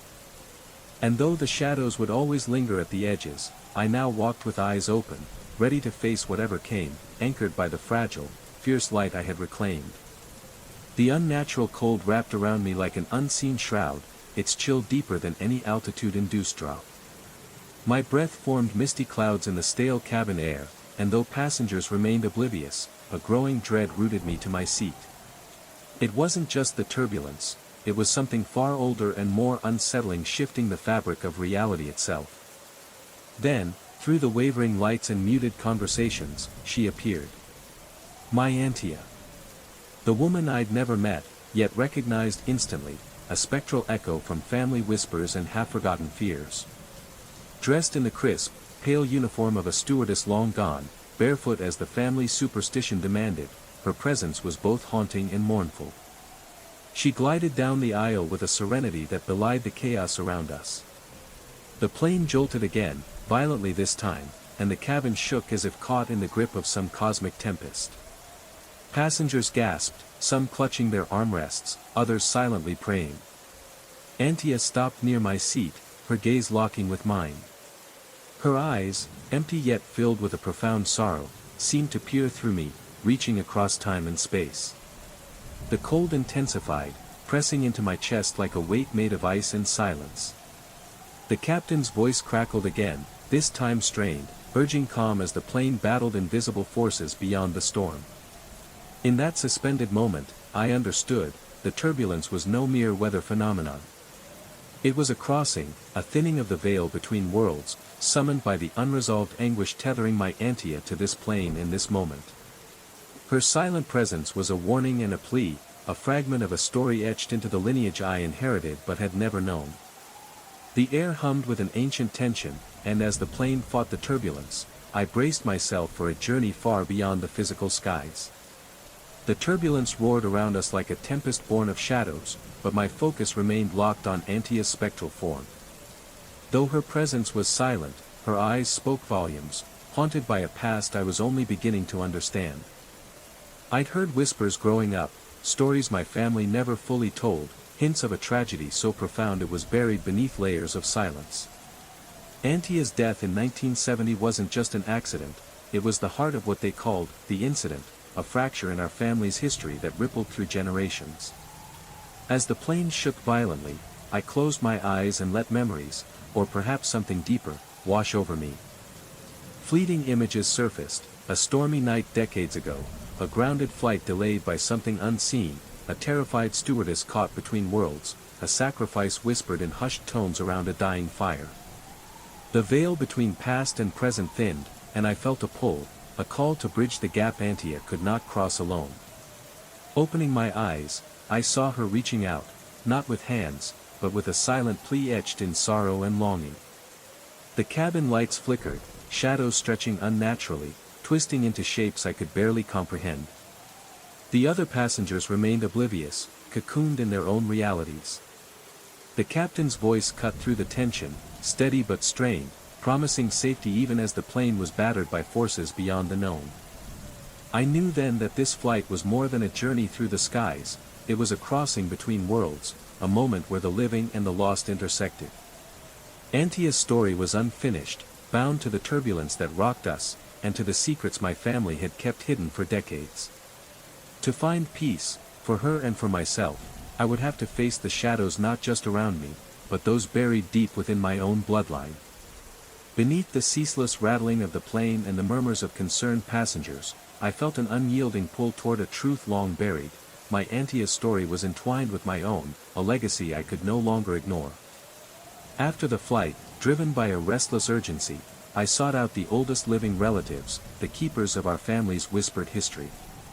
Their faces, lined with time and guarded sorrow, revealed fragments of the incident in hesitant tones, tales of a night when the skies fractured and a soul was caught between worlds. They spoke of a ritual, a reckoning, passed down through generations yet shrouded in secrecy. It was a ceremony meant to guide restless spirits across the veil, to mend the fractures that tethered them to this plane. Without it, those souls wandered, lost, angry, and bound to moments of trauma. Armed with ancient texts and reluctant wisdom, I prepared to confront the shadows of my bloodline. The ritual demanded more than words, it required confronting the pain, guilt, and silence that had festered for decades. In a dimly lit room, surrounded by relics of the past, worn photographs, faded letters, and a small, worn locket that had belonged to Antia, I began the ceremony. The air thickened as I chanted the incantations, my voice trembling but resolute. Visions flickered behind closed eyes, turbulent skies, a frightened stewardess reaching out, a family fractured by loss and silence. And then, the veil shimmered. I felt a presence, familiar, sorrowful, yet freed. Antia's spirit appeared, not as a haunting specter but as a luminous figure, finally unbound from her torment. Her gaze met mine, filled with gratitude and peace. The turbulence ceased, replaced by an overwhelming calm that settled deep within me. In that moment, I understood the transformation awaiting beyond the crossing was not just hers, but mine as well, a release from the chains of silence and fear, a reclaiming of the fractured legacy. The reckoning was both an end and a beginning. And as the first light of dawn filtered through the window, I stepped forward into a future shaped not by shadows, but by the strength to confront them. The cold lingered like a shadow cast long after the storm had passed, wrapping around me with a weight that defied reason. The footprints, wet, too large, and vanishing like mist, were the only tangible proof of the apparition's presence. Yet no one else aboard seemed aware, their worlds untouched by the chilling reality pressing close to mine. My mind raced, torn between logic and the primal knowledge that some things lay beyond understanding. The businessmen typing away, the passengers murmuring nervously, the flight attendants offering practiced smiles, all oblivious to the spectral passenger who had marked me with her silent warning. I tried to convince myself it was the concussion, the stress, the relentless fear that played tricks on perception. But deep within, a quiet certainty gnawed, this was no hallucination. Antia's spirit was tethered to this moment, to this flight, bound by a past that demanded resolution. The rest of the journey passed in tense silence, each gentle sway of the plane a reminder of the thin veil between worlds. My thoughts circled around the cryptic message she had mouthed, not your time. Not yet.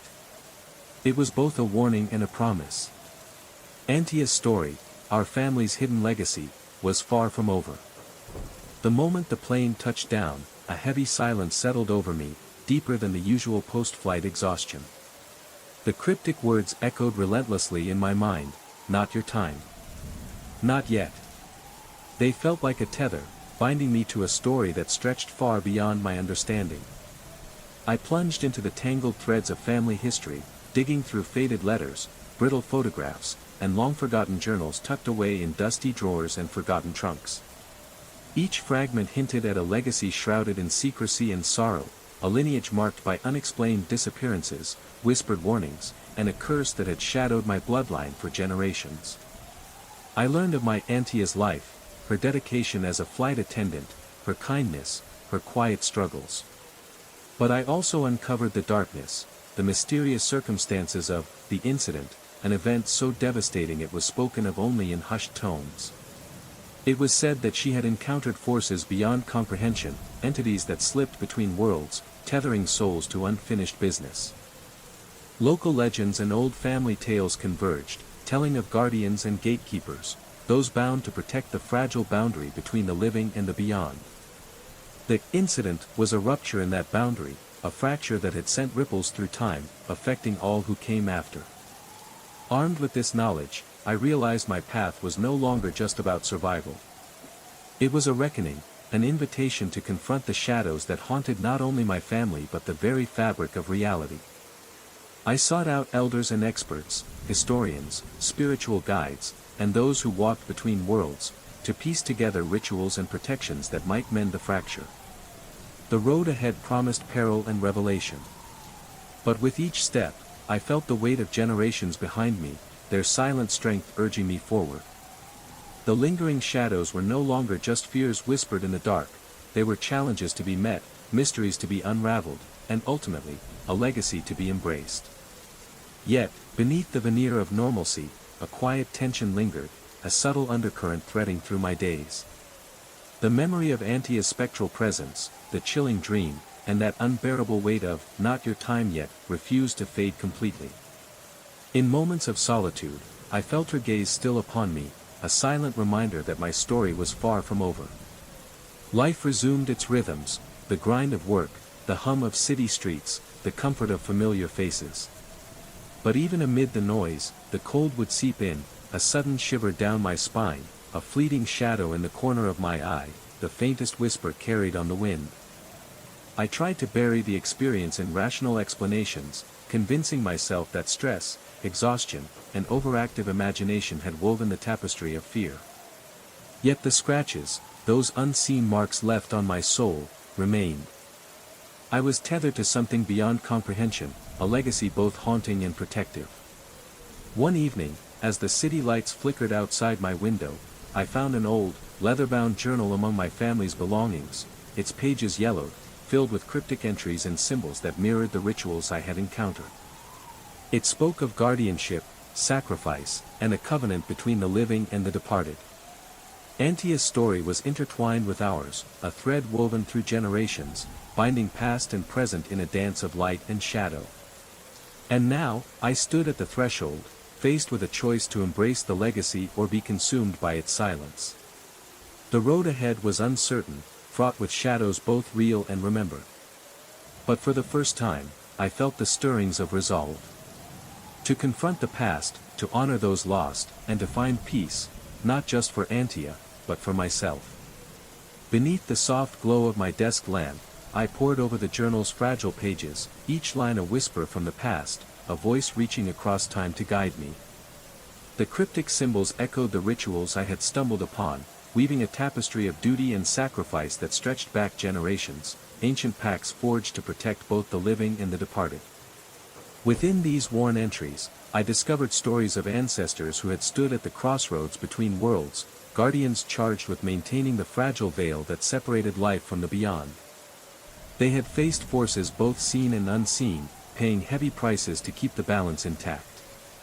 Antia's untimely death was not an accident but a chapter in this ongoing saga, a soul caught between realms, tethered to a duty unfinished. The realization settled deep within me. I was not merely a bystander but the next link in this chain, destined to awaken and accept the mantle long carried by my bloodline. The weight of legacy pressed on my shoulders, heavy yet grounding, a call to courage and purpose. Embracing this truth was not immediate nor easy. It meant confronting fears I had buried, unraveling family secrets long shrouded in silence, and facing the shadows lurking within myself. There were moments of doubt, nights when the path ahead seemed impossibly dark. Yet, amid the uncertainty, I found unexpected allies, relatives who shared fragments of forgotten wisdom, spiritual guides who walked between worlds, and friends who stood unwavering beside me. Together, we began weaving rituals that honored the past while forging a new path forward. Each ceremony was a step toward healing, mending fractured bonds, releasing lingering grief, and rekindling the light that had dimmed over time. In these sacred acts, I glimpsed the power of reconciliation, not just with ancestors and spirits, but within my own fractured soul. The journey was ongoing, a dance between loss and hope, fear and faith. But with every step, I grew stronger, more certain that embracing the legacy was not a burden but a blessing, a bridge connecting past, present, and future. And in that awakening, I found peace, not as an end, but as a beginning. The deeper I delved into my family's history, the more I felt the threads of my lineage weaving tightly around my very being. Names and faces once distant became vivid, ancestors who had walked the narrow path between worlds, their sacrifices echoing through time. Their struggles were etched not only in dusty journals but in the rhythms of my own heartbeat, reminding me that I was both heir and guardian. Balancing this ancient legacy with the demands of modern life proved daunting.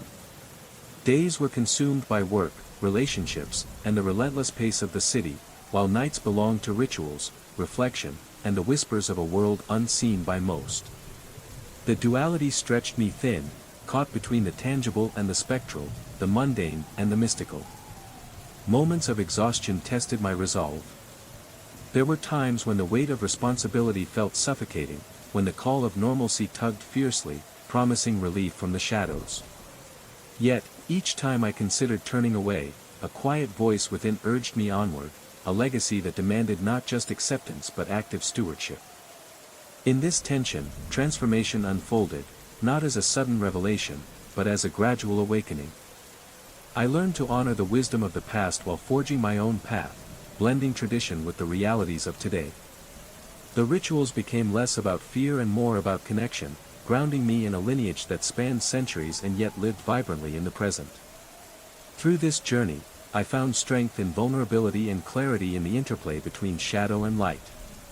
The legacy was no longer a burden but a source of profound purpose, a bridge that connected me to my ancestors and to the life I was building. In embracing both worlds, I discovered a harmony that transcended time, a transformation that reshaped not only my understanding of family but of self. And in that sacred balance, I began to truly live. The unsettling whisper of Miguel's warning lingered in my mind long after we left Lima. Vos os de sangre, blood cups. The phrase echoed like a curse, wrapping itself around every quiet moment. Yet, caught between Elena's excitement and my own ambition, I pushed the unease aside, chalking it up to superstition and local folklore. Back in Toronto, the three vessels sat quietly on our glass shelf, innocuous in appearance but heavy with an invisible weight. Their faded geometric patterns seemed to pulse faintly in the dim light, as if breathing with some ancient, unseen life. The sensation of being watched grew, subtle yet relentless, an oppressive awareness that seeped into the walls and shadows of our home. Elena's passion for her research deepened, and with it, her fixation on the vessels. She began late-night studies, poring over texts in languages I barely understood, speaking in hushed tones to the artifacts as if they were old friends. The line between scholar and devotee blurred, and I watched with growing apprehension as her once vibrant spirit became entwined with something darker. Then the whispers began, not voices, but sensations, a breath on my neck, a flicker in the corner of my eye, a persistent feeling that the vessels hungered. I found myself avoiding the living room, the very place where those silent sentinels watched and waited. Strange events followed. Objects shifted position when no one was around. Shadows moved against the grain of the light. Elena grew restless, speaking of visions and dreams filled with blood-red rivers and shadowed ceremonies. I confronted her once, pleading for reason. But her eyes held a distant glow, and she whispered, "They've chosen us." As days passed, the atmosphere in our home thickened with unease. The vessels were no longer mere artifacts, they were gateways, vessels in every sense, carriers of something ancient, hungry, and patient. And I feared that by bringing them here, we had invited a darkness that would not rest until it was sated. The vessel's influence crept into our lives like a slow poison, subtle at first but relentless. Elena's nights grew restless, her eyes haunted by visions I could neither see nor understand. She spoke less of art history and more of rituals and whispers, of ceremonies that bound blood to spirit, of ancient pacts written in sacrifice. Our conversations became strained. I could feel the growing chasm between us, an invisible force pulling her deeper into the vessel's grip while I struggled to hold on to the life we once shared. The warmth in her eyes faded, replaced by a cold intensity that sent chills through my soul. At home, the atmosphere thickened with unease. The vessels pulsed faintly, casting long shadows that seemed to writhe and stretch when we weren't looking. Objects moved inexplicably, books toppled, lights flickered, and an oppressive silence would suddenly fall, broken only by soft, almost imperceptible whispers. Desperation drove me to seek help, consulting shamans, spiritualists, and experts in the occult. Each visit yielded fragments of understanding but no clear solution.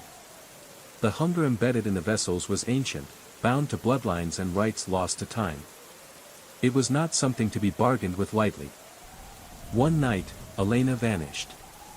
The house was silent except for the faintest echo of footsteps trailing toward the living room.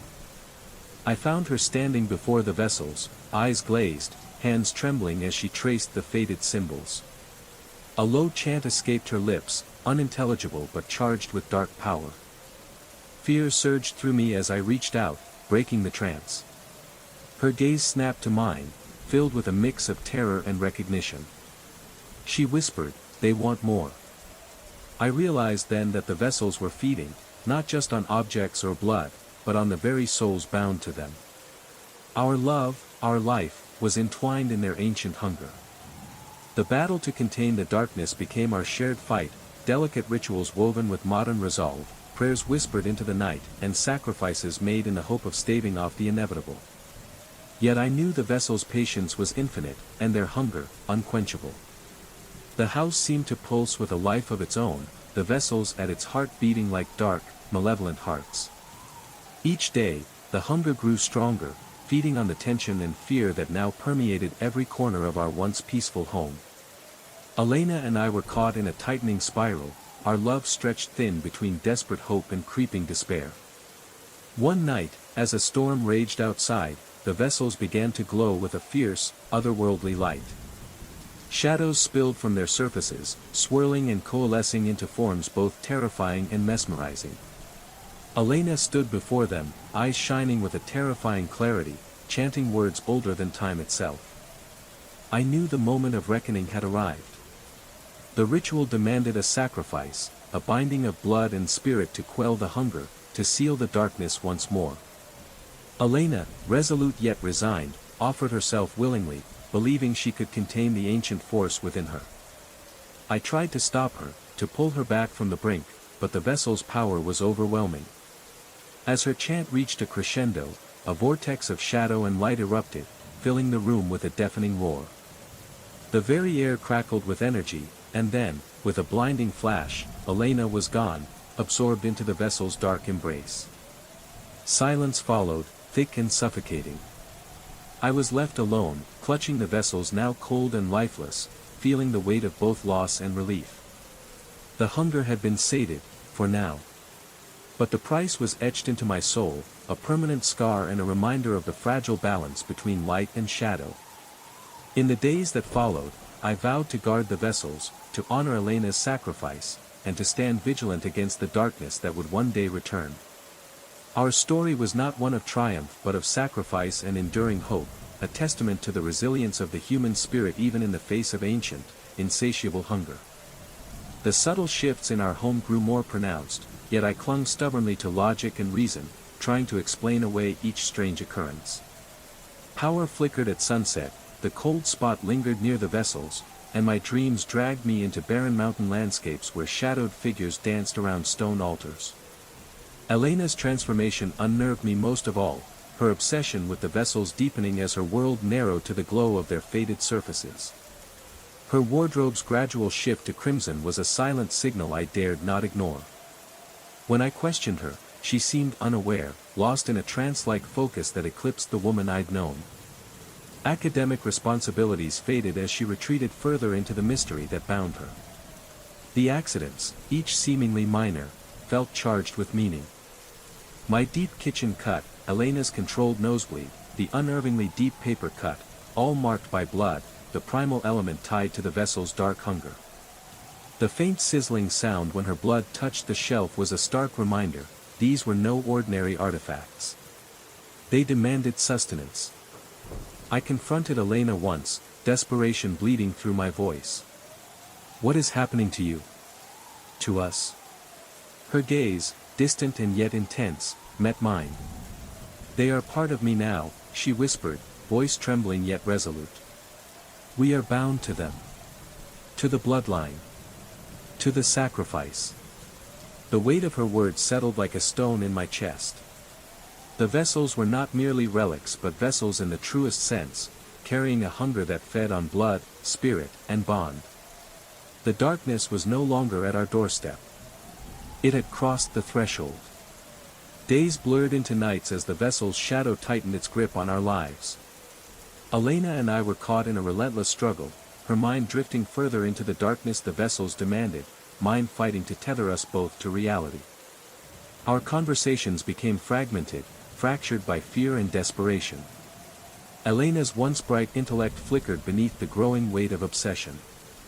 She muttered ancient incantations in her sleep, fingers tracing patterns on the air, as if communing with unseen forces. I sought every possible avenue for salvation, shamans, spiritualists, even fringe scientists, but each encounter only deepened the mystery and danger. The vessels resisted containment, their hunger unyielding.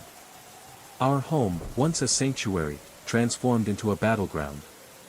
Shadows seemed to pulse in corners, whispers filled the silence, and the air thickened with a palpable dread. Elena's health waned, her energy sapped by the dark pact she had embraced. In a moment of clarity, she confessed that the vessels required a sacrifice beyond blood, a relinquishing of self to contain their ancient hunger. The price was unimaginable. Yet, even as despair clawed at us, a flicker of hope endured.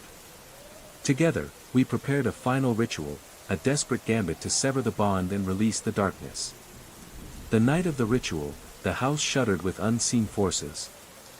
Flames danced wildly in the hearth, casting flickering shadows that seemed to writhe with intent. Elena chanted with a voice both fierce and fragile, weaving ancient words that echoed through the walls. I stood beside her, hands trembling as I held symbols of protection, praying for strength beyond my understanding. As the ritual reached its climax, the vessels erupted in a pulse of shadow and light. The darkness recoiled, a terrible wail filling the air as the ancient hunger was bound once more. Exhausted but united, we faced the aftermath, scarred but surviving, bound forever by the trials endured. The vessels were contained, yet their hunger remained a whisper in the dark, a constant reminder of the delicate balance we now guarded. The dawn after the ritual broke with a fragile stillness, the kind that feels both like relief and the calm before another storm. The vessels sat on their shelf, inert yet whispering with a silence that spoke louder than words. Elena and I were exhausted beyond measure, bones weary, spirits raw, but alive, bound together by the ordeal we'd endured. The aftermath reshaped our lives in ways subtle and profound. Elena's sharp intellect returned in glimpses, though the shadows beneath her eyes spoke of battles still fought in silence. Our conversations regained their warmth, yet beneath the surface lingered a shared understanding, that the darkness we had contained was never truly gone, merely waiting. Every day became an act of vigilance. We established rituals, small protections woven into daily life, offerings of light and intention to keep the ancient hunger at bay. The vessels, now encased in protective runes and nestled within sanctified space, became a somber reminder of the legacy we bore. The experience forged a new resilience within us, tempered by humility and respect for forces beyond our comprehension. We learned to live with uncertainty, to cherish moments of peace amid the lurking shadows. Our relationships deepened, anchored by honesty and shared purpose. We reached out to family, mending old wounds, bringing light to forgotten corners of our history. Together, we embraced the legacy, not as a curse, but as a mantle of guardianship, a bridge between past and future. In the quiet moments, I'd catch Elena tracing the vessel's contours with reverence, a silent vow passing between us, a promise to protect, to endure, and to honor those who came before. Our story was no longer just about survival, but about transformation, an enduring dance of light and shadow, sacrifice and hope. And as we moved forward, hand in hand, we carried that legacy not as prisoners but as custodians of a fragile, sacred balance. Years passed, yet the vessels remained a quiet pulse in our lives, an ever-present reminder of the fragile boundary we guarded. Elena and I embraced our roles as custodians, not as captives but as stewards entrusted with a sacred, burdensome trust. Each day required vigilance, every decision weighed against the unseen forces we contained. Our guardianship demanded balance between the ordinary and the extraordinary. Routine life, work, friendships, family gatherings, blended with rituals both ancient and improvised, offerings of salt and flame, whispered prayers before sleep, symbols carefully drawn to fortify the space around us. These acts were our armor, fragile yet potent against the darkness lurking beyond perception. Challenges were constant. Shadows slipped through cracks in moments of weakness, the hunger stirred with renewed appetite during times of stress or loss. We learned to read subtle signs, a sudden chill, a fleeting shadow, the shifting patterns in Elena's restless dreams. Our bond deepened not only with each other but with the legacy itself, a living thread connecting us to ancestors whose sacrifices paved our path. In quiet moments, we found strength in shared vulnerability, turning fear into purpose. Our love became a sanctuary, a light warding off the encroaching dark. Together, we transformed isolation into connection, pain into resilience. We sought community among others who walked similar paths, guardians, seekers, those who understood the delicate dance between worlds. These connections nurtured hope and expanded our understanding, reminding us that we were not alone in this journey. The vessels, once symbols of dread, became anchors of meaning. Through them, we honored the past while forging a future defined not by fear but by courage and stewardship. Our story, ever unfolding, was a testament to the enduring power of love, sacrifice, and the human spirit's capacity to find light amid the shadows. His response was simple and chilling. There are no true alternatives. The vessel's hunger is not a matter of choice but of cosmic law. To deny their need is to invite calamity, not just upon those who possess them but upon those around them. The offering is not a mere formality, it is a binding contract between realms. Without it, the balance will unravel, and the consequences will be dire. His words echoed in my mind long after the call ended, a grim prophecy that I could no longer dismiss. The pattern of accidents, the growing darkness in Elena's eyes, the relentless hunger manifesting in our lives, it was all connected. The vessels were not just artifacts, they were living conduits of an ancient power demanding respect and sacrifice. The weight of responsibility pressed down on me as I shared Dr. Vega's warning with Elena. The flicker of fear in her gaze mirrored my own, a silent acknowledgement that the path ahead would be perilous and uncertain. We began preparations to return the vessels to their rightful resting place, knowing that the journey itself would be fraught with unseen dangers. The offering, the nature of which remained a haunting mystery, loomed over us like a shadow, an unavoidable price to be paid for peace. Our lives had been irrevocably altered, bound to a legacy far older and more complex than we had ever imagined.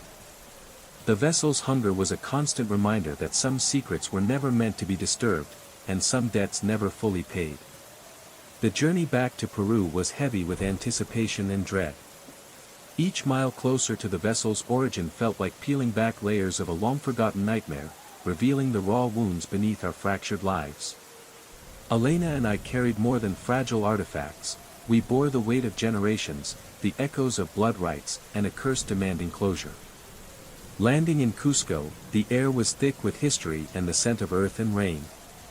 Our guide, Miguel, met us with a grave expression, his warnings from months prior now echoing with chilling clarity. He spoke little during the ascent to the excavation site, but his eyes betrayed a mixture of reverence and fear. The temple complex lay nestled among rugged mountains, stones worn by centuries of wind and worship. We approached the site as dusk bled into night, the fading light casting long shadows that danced eerily among the ruins. Miguel led us to a stone altar, ancient and scarred, where the vessels had been uncovered. The ground around it was soft with moss and scattered with fragments of pottery and bone. The air was heavy, alive with an almost tangible tension. Before placing the vessels back, we prepared the offering. Guided by cryptic instructions and whispers from local shamans, it was a ritual steeped in symbolism and sacrifice. Blood, woven herbs, and sacred chants blended to create a bridge between worlds, a fragile pact of respect and appeasement. As we returned the vessels to their ancient resting place, the ground seemed to hum beneath our feet. Shadows coalesced in the periphery, watching, waiting. The hunger that had plagued us pulsed faintly through the air, then slowly began to wane. The ritual's completion felt like exhaling after a suffocating hold, relief tinged with lingering unease. Back in our lodgings, Elena and I finally found a measure of peace. The oppressive atmosphere lifted, replaced by a calm that settled deep within. Though the vessel's curse had been bound once more, we knew the legacy would remain, a reminder that some ancient powers demand vigilance, respect, and sometimes, sacrifice. Our lives were forever changed, but in honoring the pact, we reclaimed our future. The return to normalcy was gradual, a slow unfolding from the shadows that had gripped our lives. Back in Toronto, the air felt lighter, the oppressive weight that once hung in every room finally lifting. Yet, beneath the surface of renewed routines, Elena and I carried the indelible marks of our ordeal, scars woven into the fabric of our beings. Sleep, once elusive and haunted, began to return in gentler waves. Dreams lost their sharp edges, no longer bleeding into waking hours with terrifying clarity. Elena's laughter, once distant and strained, found its way back into our home, softening the corners that had grown harsh with fear. Yet the vessels remained, a silent testament to the past we had confronted. Encased in protective bindings, they were reminders of the delicate balance between worlds, a sacred trust we now bore with reverence and humility. Our perspectives shifted profoundly. The relentless pursuit of career success and material comfort gave way to deeper questions of meaning and purpose.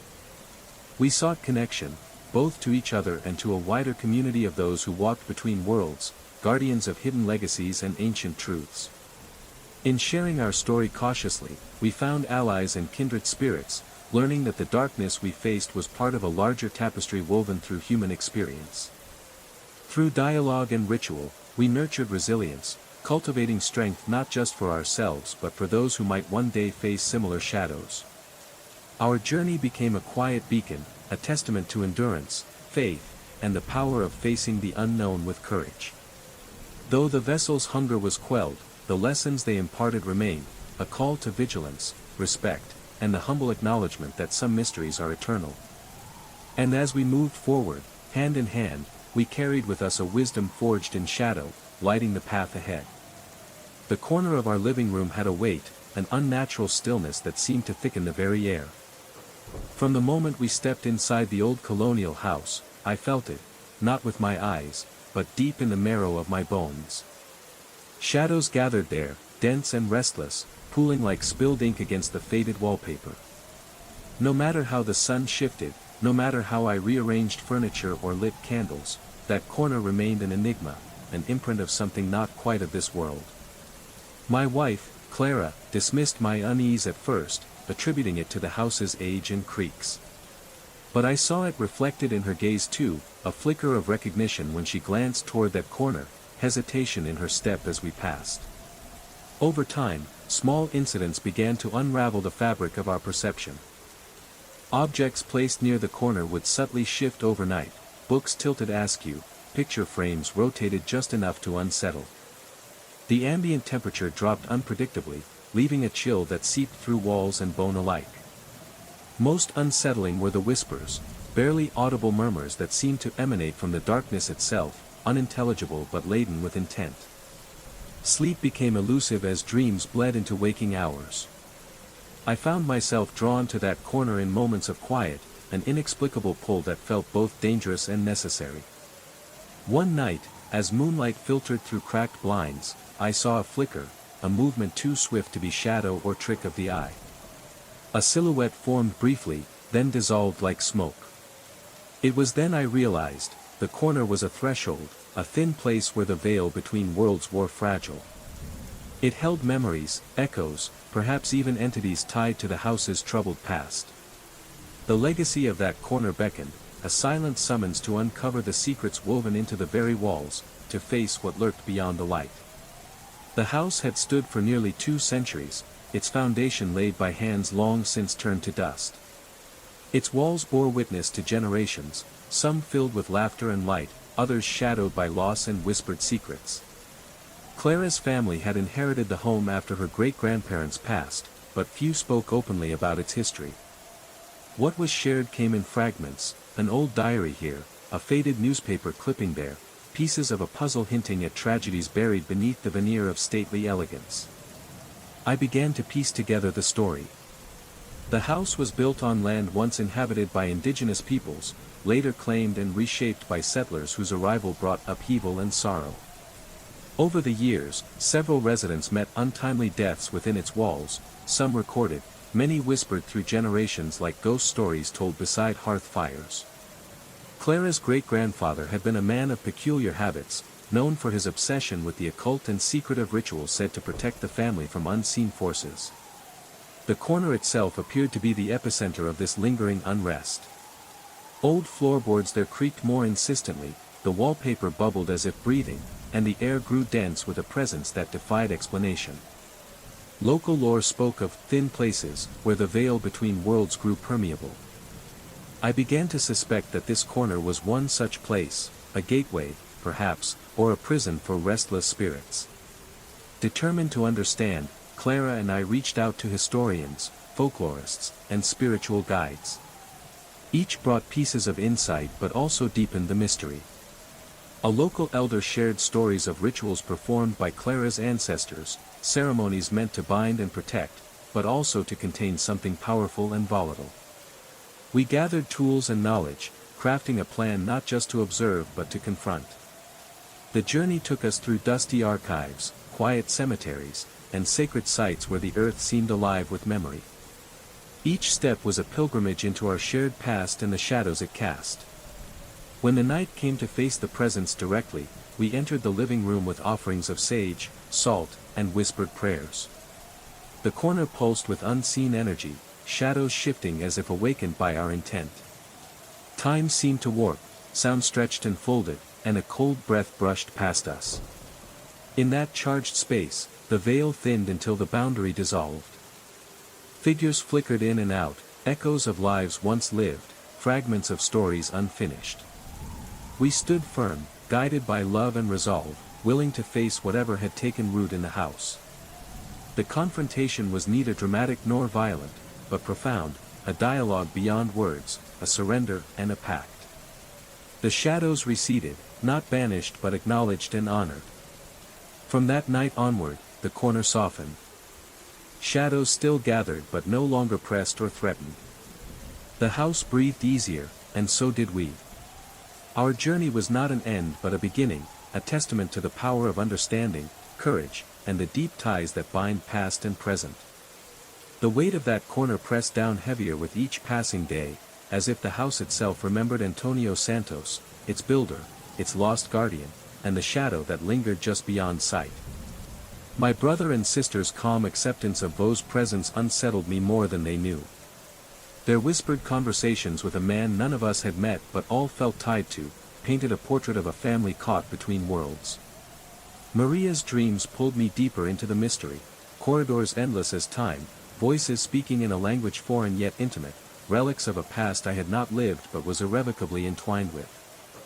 The images in Antonio's room, especially that haunting photograph with the dark figure lurking behind him, haunted my waking thoughts. Who or what had followed our grandfather here? What ancient pact bound our family to this place? The episodes of missing time gnawed at my sanity.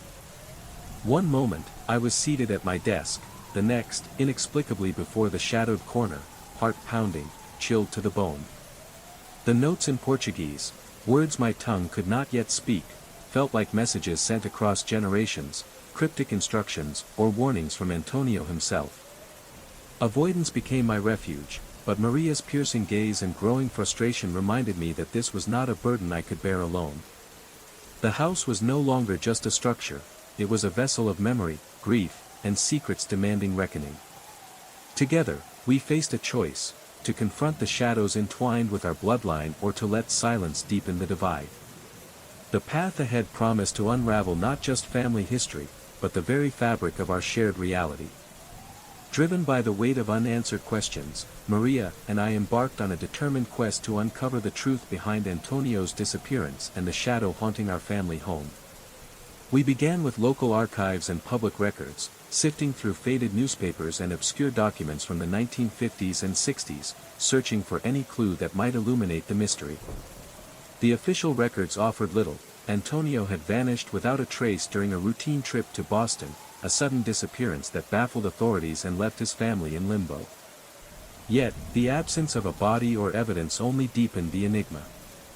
Whispers among the older neighbors hinted at strange occurrences around the house in those years, inexplicable sounds, flickering lights, and an oppressive presence felt by those who dared enter. The photograph from Antonio's living room became a focal point. Enlarging and enhancing the image revealed subtle details previously missed, a shadowy figure standing slightly apart but unmistakably present, its form blurred yet distinctly human in posture. We consulted experts in historical photography and paranormal researchers, who speculated that the figure might be a residual imprint, an echo of a traumatic event bound to the place. Driven by these findings, we explored the third-floor room, now a shrine to Antonio's memory. It was there that Maria discovered a hidden compartment beneath the floorboards, containing a bundle of letters and a small leather-bound journal. The letters spoke of Antonio's growing fear of an unseen force, a presence that had begun to manifest shortly after the house's completion. The journal detailed his attempts to communicate with the entity, chronicling rituals performed in desperation to protect his family. Each page unveiled layers of a man trapped between worlds, an unwilling guardian facing a darkness that fed on fear and silence. His final entry was a cryptic warning: the shadow watches. It waits in the corner. We are bound, but the light must never fade. Armed with this knowledge, Maria and I prepared to confront the shadow, to honor Antonio's struggle and to reclaim the peace that had long eluded our family. The path was uncertain, fraught with risks both seen and unseen, but the legacy was ours to bear. The pressure behind my eyes was relentless, as if invisible hands were squeezing my skull with cruel precision whenever I neared that cursed corner. It wasn't just physical discomfort, it was a deep, suffocating weight that blurred my vision, dulling my senses until I felt submerged in a thick, suffocating fog. My temples throbbed in time with a whispered hum, a sound no one else could hear but that filled the silence around me like a swarm of distant voices. And then there were the whispers themselves, soft, fragmented murmurs slipping beneath the surface of consciousness whenever I found myself alone in the house. They never formed full sentences, just fragments of words in Portuguese, voices teasing the edges of my sanity, drawing me closer to the unknown. When I confronted Joel and Emma, the look of pure confusion on their faces chilled me to the bone. "Vo," they said, "has been watching. Concerned for you. He's been showing us things, a hidden place beneath the house." Their synchronized nods and tilted heads made me question my own grip on reality. I pulled the foundation plans from the town records, staring at the curious revision marked with a strange symbol, not the official seal but something older, darker. My fingers trembled as I pried up the floorboards with a crowbar, revealing the narrow staircase spiraling into the abyss below. The scent hit me first, tobacco and sea salt, haunting and familiar from my dreams, mingling with the cold that seeped into my bones. Descending into darkness, the walls transformed from earth to stone, each alcove along the corridor a shrine of memory, Maria's toys, John's medals, Emma's glasses, etched into our shared history, now shadowed and salt-stained. My skin prickled as I brushed my hand against one alcove, the saltwater stinging fresh cuts. Deeper still, the staircase opened into a labyrinthine corridor straight from the dreams that plagued my nights, lined with faded photographs, ancient Portuguese letters, and figurines that seemed alive in the flicker of my flashlight. Every heartbeat thundered in my ears, the cold sweat trickled relentlessly down my face. The flashlight faltered, plunging me into darkness, and then came the footsteps, slow, deliberate, unseen. Spinning with trembling hands, the beam cut through empty air, but the sound circled, teasing me from shadows and side passages. Breath ragged, muscles coiled for flight, I pressed on, but the corridor itself seemed to close in, walls pressing, ceiling lowering, forcing me to stoop and shuffle forward. The alcoves multiplied, revealing intimate relics of my life, my college diploma, my wedding tie, my unpublished manuscript, and a haunting photograph of a child, me, standing before a house unknown, with strangers whose eyes held secrets I was only beginning to glimpse. In that suffocating space, reality blurred, and I felt the cold gaze of unseen watchers, waiting in silence beyond the edge of the light. The voice echoed through the corridor, the cadence of Portuguese words slipping past my understanding but pressing urgently against the walls of my mind, seeking entrance. My ears popped with a sensation that suggested I had descended beyond physical bounds, deeper into something older than the earth itself. The taste of salt thickened in my mouth, a briny reminder of the ocean's reach. Rounding a bend, there he stood, Antonio. His form unmistakably human, draped in the weight of time, a heavy wool coat, high-waisted trousers, and a flat cap clutched loosely in one hand. Even without seeing his face, recognition unfurled within me, a presence more alive than any ghost, breathing with slow, deliberate rhythms. His profile, strong and familiar, mirrored Maria's own features, anchoring me in the impossible reality of this encounter. Fear rooted me, but before I could grasp the moment, terror propelled me into flight. The labyrinth twisted and branched chaotically as I stumbled blindly, my flashlight casting frantic shadows on the cold stone. The sting of my lungs burning and aching legs fueled a desperate rush until the corridor dead-ended. Before me, a vast collage of photographs plastered the stone wall, countless images of the house through time. In every frame, the dark figure lingered, sometimes stark in the foreground, other times a barely perceptible silhouette, always watching, ever present. Among them, a photo of my wedding day caught my breath, Maria and I surrounded by family, and there, unnoticed until now, the unmistakable outline of an elderly man peering from the window, an omnipresent guardian in the background. The flashlight sputtered and died, plunging me into an abyssal darkness. The air thickened, suffocating, solid in my lungs. Footsteps approached, steady, unyielding. A hand, dry and cold as aged parchment, settled upon my shoulder. A voice whispered in accented English, intimate and unrelenting, "You are part of this family now. You are part of this house. The corridors connect us all." I awoke the next morning beside Maria, clothes stained with earth and traces of Atlantic sea salt, with stone fragments beneath my fingernails, fragments not native to North America. Maria's smile bore new understanding, a softness that told me I had crossed a threshold. My siblings visited often now, gathered around that fateful corner, acknowledging the presence with reverence. Slowly, I too began to see the elderly silhouette coalesce into form, a sentinel growing more tangible by the day. Dreams of the corridors wove into my nights, their ominous nature softening into familiarity. I awoke sometimes in that very corner, speaking hesitant Portuguese with Antonio, conversations bridging worlds and times. He revealed the house's secrets, the corridors that spanned oceans, eras, and realities, tying us to Portugal and to the past. Unbeknownst to Maria, I had discovered Antonio's hidden journal beneath his bed. The pages chronicled his discovery and mastery of the corridors beneath the house's foundation, his journeys through time and space, and his final resolve to remain within, as guardian and keeper. Determined, I began learning Portuguese, not solely to honor heritage but to unlock the full breadth of Antonio's guidance. The weight of destiny settled upon me. The house, the corridors, the shadowed corner, they demanded guardianship. And I must understand what is expected of me, why our family was chosen, and what sacrifices lie ahead in protecting a place that does not belong to this world. Story 8. The first time I noticed the porcelain ballerina had moved, I dismissed it as forgetfulness.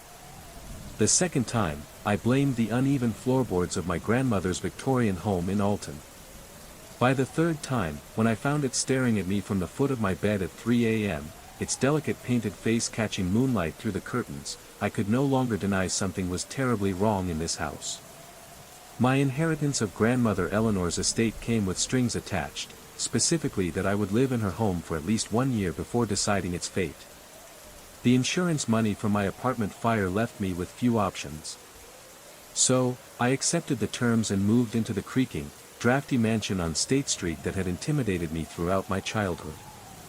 I'd always found excuses to avoid overnight visits. Something about the house set my nerves on edge, even as a teenager.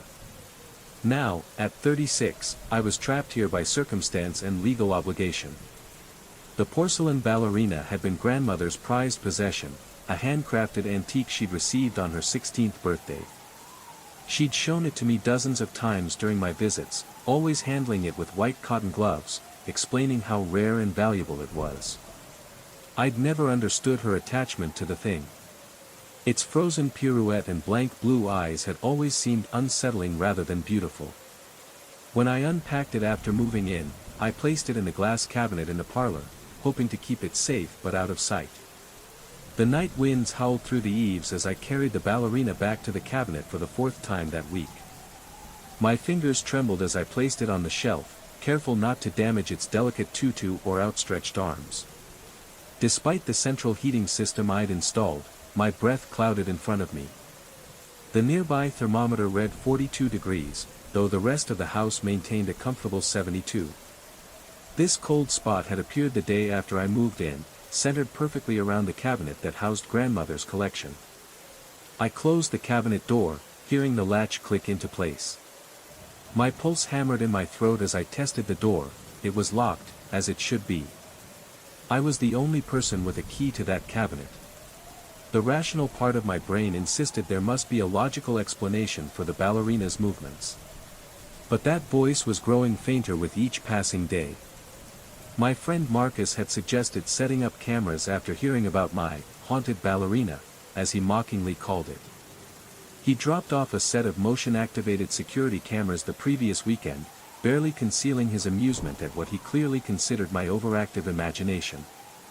According to Marcus, old houses settled and played tricks on the mind. He suggested I was sleepwalking or perhaps experiencing some delayed trauma response to my apartment fire. I wished I could believe him. The cameras had captured nothing unusual for 3 nights. The porcelain ballerina stayed in place. The house remained quiet, and I began to think perhaps I was indeed losing my grip on reality. Then, on the 4th night, every camera in the house failed simultaneously at 2:17 a.m. When they came back online at 4:03 a.m., the ballerina was perched on the kitchen counter facing my bedroom door. The footage showed no evidence of tampering or entry, no shadows, no movement, no explanation. Just 106 minutes of darkness and a relocated porcelain figurine. My hands shook as I poured myself a double whiskey, the amber liquid sloshing over the rim of the glass. The rational explanations were dwindling. Yet, I couldn't bring myself to accept the alternative, that something supernatural was happening in my grandmother's house. The pressure in my chest tightened, my heart racing as cold sweat beaded on my forehead. I drained the glass, hoping the alcohol would calm my frayed nerves or at least help me sleep. As October deepened into November, my sleep deteriorated further. I jolted awake at odd hours, certain I'd heard footsteps on the stairs or a woman humming an unfamiliar melody. The eerie events in the house seemed to gather momentum, like a slow tide rising to swallow everything in its path.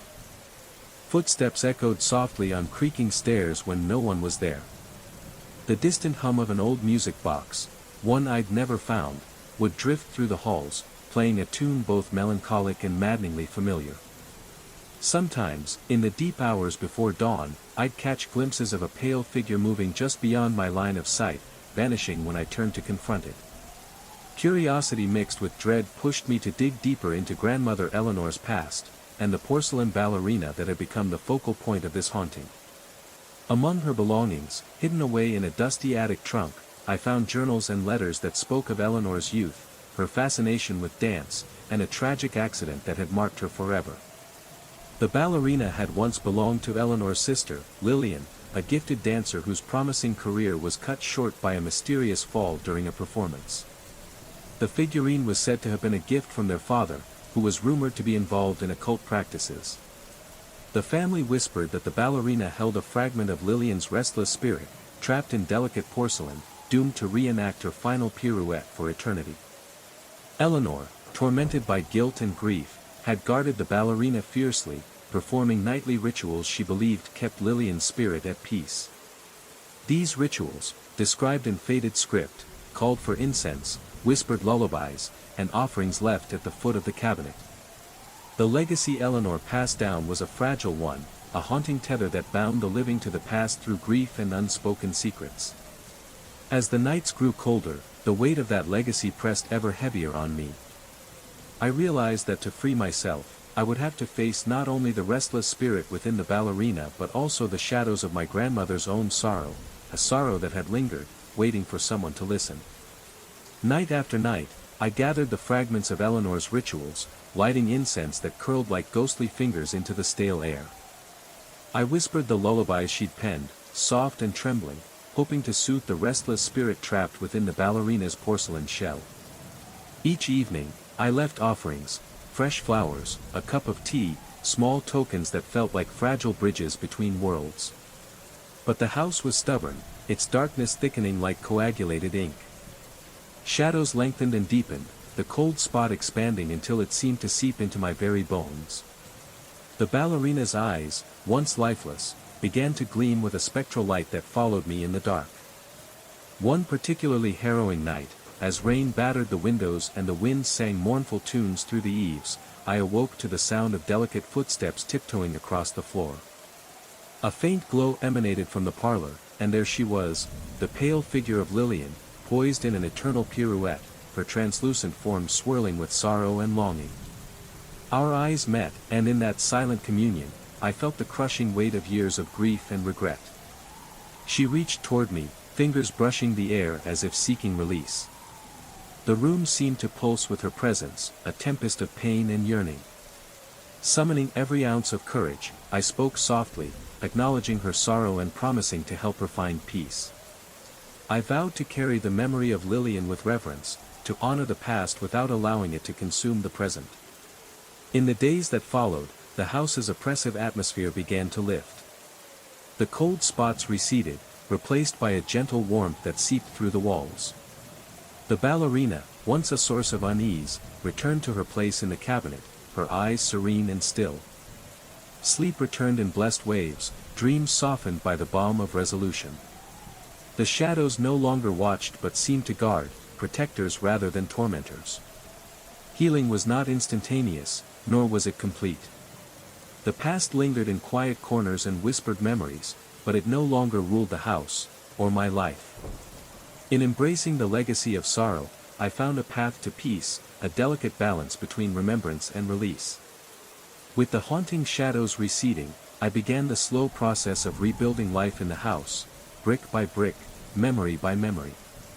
The once oppressive rooms now held a quiet grace, a fragile peace born of acceptance and understanding. I took to restoring the aged walls and worn floors, each repair a meditation on resilience and renewal. The scent of fresh paint mingled with the faint aroma of incense still lingering from my nightly rituals, weaving the old and new into a shared tapestry.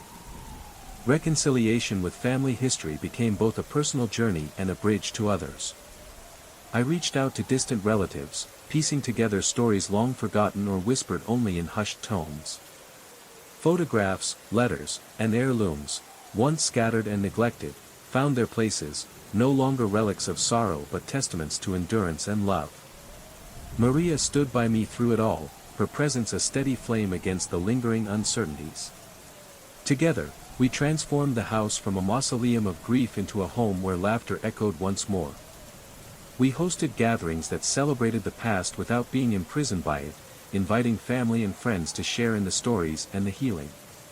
The porcelain ballerina, once a symbol of unrest, now sat peacefully behind glass, a reminder of the journey from sorrow to serenity. Sometimes, in the soft glow of twilight, I'd catch her eyes catching the light, and I'd feel a quiet kinship with the spirits who had once called this place home. The haunting left its mark, not as a curse, but as a legacy of lessons learned.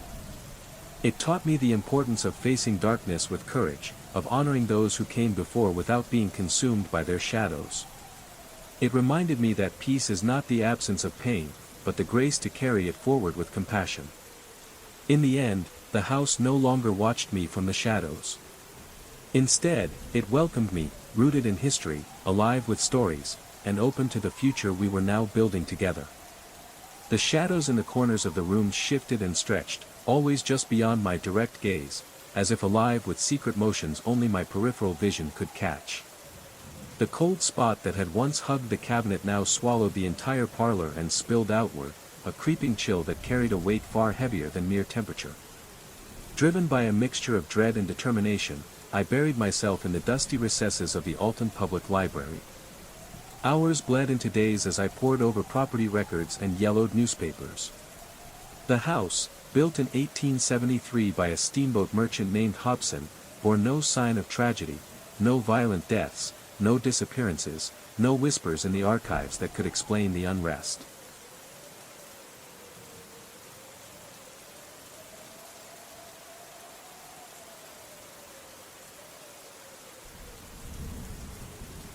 Yet, the librarian, her silver hair framing eyes that had seen too much, watched me with a mix of pity and concern.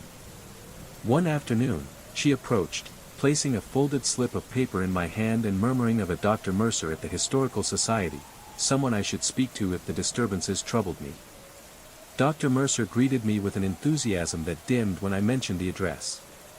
The house itself was unremarkable, but the land beneath held secrets.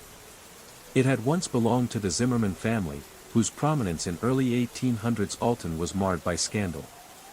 The eldest daughter, Candy, as the records referred to her, had brought disgrace, driving the family westward, their legacy fading into whispered shadow. The name sent cold tendrils through my veins.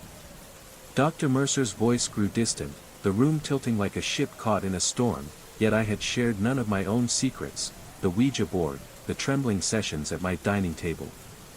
6 weeks ago, desperation had pushed me into that ritual folly. I'd bought the board with a mix of cynicism and hope, dismissing the shopkeeper's warnings about doors best left closed. Yet, the night I set the planchette trembling over faded letters, the house fell eerily silent, the heating system dead despite the thermostat's warm setting. My breath fogged in the cold air as I asked if anyone was there. For 10 long minutes, silence. Then, violent shudders rocked my fingertips as the planchette jerked with unholy force, spelling out a name, Cindy M. I pressed for more. Who was Candy? Betrayed. Witness. And then the planchette flew off the board, striking the wall with a defiance of gravity itself. Cameras caught it all. I deleted the footage in a panic, terrified of the truths it might reveal. That night, the haunting crystallized. At precisely 2:17 a.m., the same hour the cameras had died weeks before, glass shattered. Paralysis gripped me, an invisible hand squeezing my chest, while the cold seeped into my bones. I lay trapped between waking and nightmare, the whisper of Candy Zimmerman's name echoing through the darkness, binding me to a past that refused rest. The ballerina, the cold, the shadows, all threads weaving me into a tapestry of betrayal, grief, and a story that demanded to be told. The shattering of glass at 2:17 a.m. was no random event, it was a summons, a breaking point between the living and the restless past. The paralysis that gripped me was suffocating, as though the very air had turned to chains. In that liminal space between consciousness and nightmare, Candy Zimmerman's presence pressed close, her name a whispered lament threaded with sorrow and fury. Determined to unravel the truth, I plunged deeper into the shadows of Candy's story. Local folklore, fragile and scattered, spoke of a young woman whose brilliance was eclipsed by betrayal, a love turned sour, a secret exposed, a life shattered. Candy had been a gifted ballerina, much like the porcelain figure that now haunted my nights. Her fall from grace was not merely social but spiritual, a descent that tethered her restless soul to this house and its silent corners. The ballerina, I realized with chilling clarity, was no mere antique but a vessel, an echo of Candy's fractured spirit, trapped in porcelain and paint, endlessly circling the same doomed pirouette. Eleanor's obsessive care, the nightly rituals, the whispered lullabies, they were acts of love and penance, attempts to soothe a spirit too wounded to rest. My quest took me beyond archives and whispered tales to the edges of the supernatural. I sought out mediums, historians of the occult, and even descendants of the Zimmerman family scattered across the country. Each encounter peeled back layers of history and mystery, revealing the depth of betrayal Candy endured and the dark web of secrets the house guarded jealously. In those conversations, a pattern emerged, a cycle of grief and guilt, a haunting passed from one generation to the next, each bound to the porcelain ballerina and the shadow she cast. Breaking this cycle meant confronting the raw, unresolved pain tethering Candy's spirit to the mortal realm. Armed with newfound knowledge and the weight of ancestral sorrow, I prepared to face the haunting at its heart. The house, once a prison of shadows and cold, would become the stage for a reckoning, one that might finally offer Candy release and restore peace to the legacy she had unwillingly shaped. In the days leading up to the confrontation, I immersed myself in every detail I could gather, from Eleanor's faded journals to the whispered lore shared by mediums and historians. I crafted a ritual rooted in both the traditions Eleanor had followed and the new understanding I'd gained about Candy's pain and betrayal. It was a delicate weaving of light and shadow, sorrow and release, designed not to banish but to heal. I gathered the necessary items with trembling hands, a sprig of lavender for peace, a candle of soft blue to mirror the ballerina's eyes, salt for purification, and a small music box playing a lullaby I'd painstakingly transcribed from Eleanor's writings. Each piece was placed carefully around the parlor, centered on the glass cabinet that housed the porcelain figure. As night fell, I lit the candle, the flame flickering like a heartbeat in the gathering darkness. The air thickened, charged with the presence I sought to reach. I spoke aloud, acknowledging Candy's pain, her betrayal, and the centuries of sorrow that had trapped her spirit. I promised that this night would mark a turning point, that she would no longer be condemned to endless pirouettes in the shadows.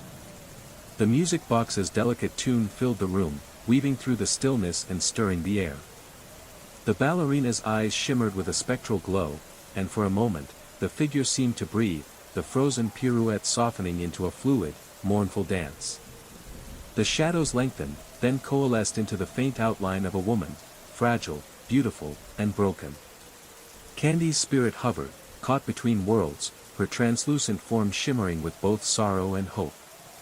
Our exchange was wordless but profound, a silent understanding passing between us.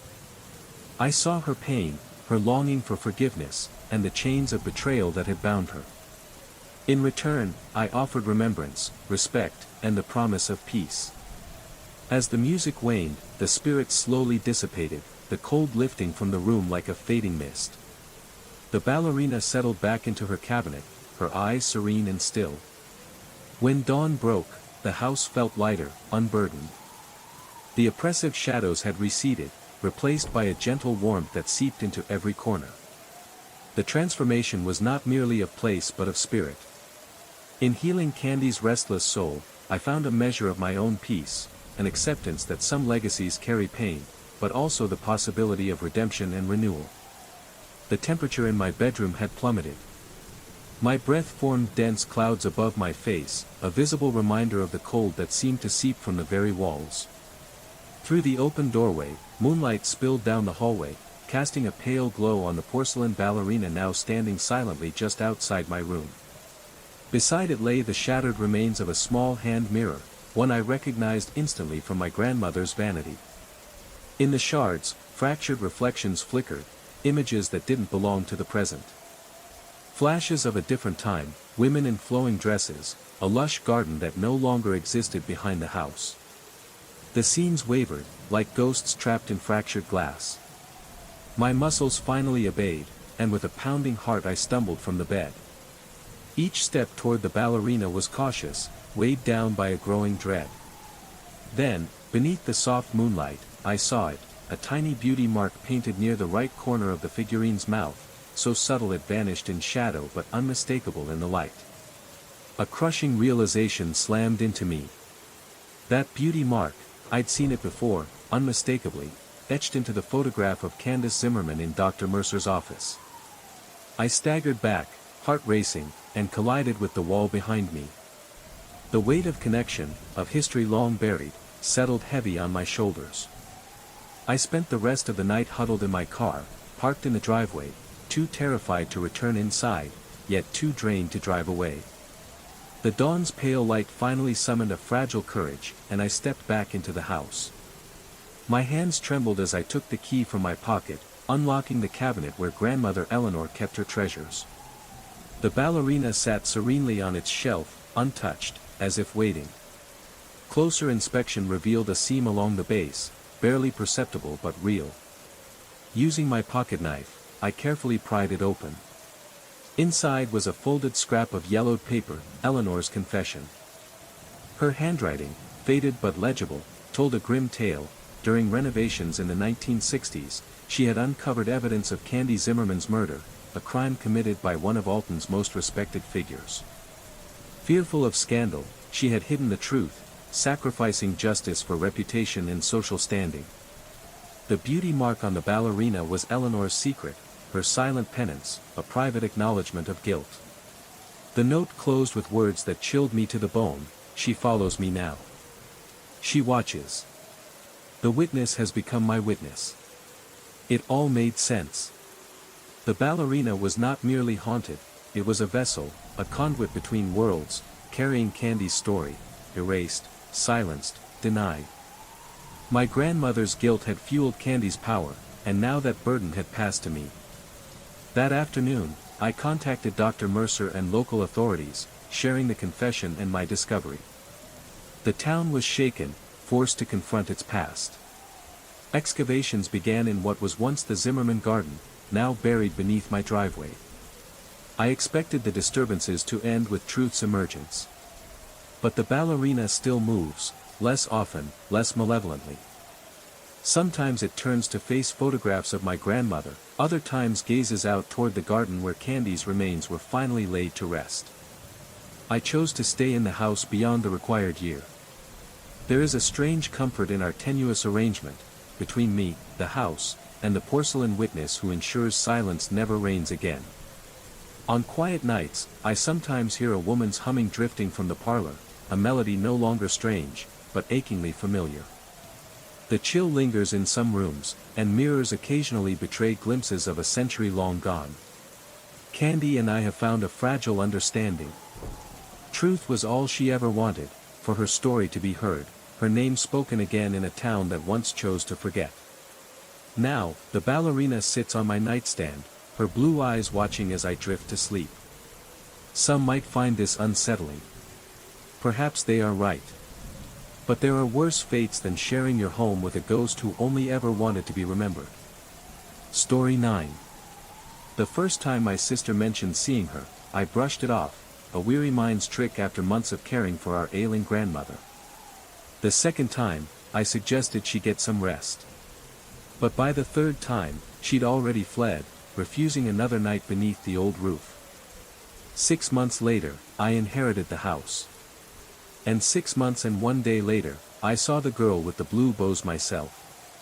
The Victorian stood on Blackwood Lane like a sentinel of time, its wooden bones groaning under the weight of secrets and sorrow. Storms had battered its frame, but the fiercest tempests brewed within its walls. I moved in after grandmother's passing, telling myself it was practical, a free place to land after a bitter divorce. But deep down, I needed to understand what had driven Rebecca away. Rebecca, the rational one. As children, she'd been my fearless guardian, checking closets for monsters I feared. Now a scientist devoted to facts, when she called me at 3 a.m., trembling, describing a girl with blue hair bows sitting quietly in grandmother's favorite chair, I knew something was wrong. She wasn't doing anything, Rebecca whispered through static, just watching me. Then, almost with a smile, she said, and then she smiled. The second sighting came a week later, Rebecca asleep on the couch, jolted awake by the sensation of being watched. There, at the opposite end, was the girl, her small feet almost touching Rebecca's legs, blue bows vivid against pale hair. Rebecca moved out the next day, choosing a home just 50 meters away. I unpacked slowly, committing myself to the house box by box. Despite warnings, grandmother's bedroom remained sacred and untouched. Instead, I took Rebecca's old room, walls still echoing with faded teenage dreams. The house felt larger, the hallway stretching endlessly into shadows. Goosebumps prickled my arms, whispers whispered just beyond hearing, plausible explanations layered over unease like a fragile shield. My grandmother's sitting room stayed closed, her favorite chair draped in white, a surrendered ghost. 11 days in, while preparing dinner with soft radio music, the broadcast cut abruptly to static, growing louder until a childlike laughter rang out, high-pitched, warped, and wrong. My heart hammered as I turned toward the empty hallway swallowed by darkness. I blamed a power surge, though the laughter seemed to dance in the very air around me. 3 days later, lilacs filled the living room, the same scent grandmother wore. Memories flooded, but when I looked down, a small indentation in the couch betrayed a presence just gone, weightless yet undeniably there.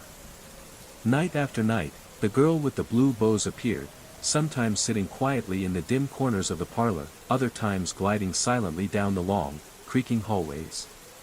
Her pale face held a melancholy innocence, eyes wide and searching, as if seeking something lost long ago.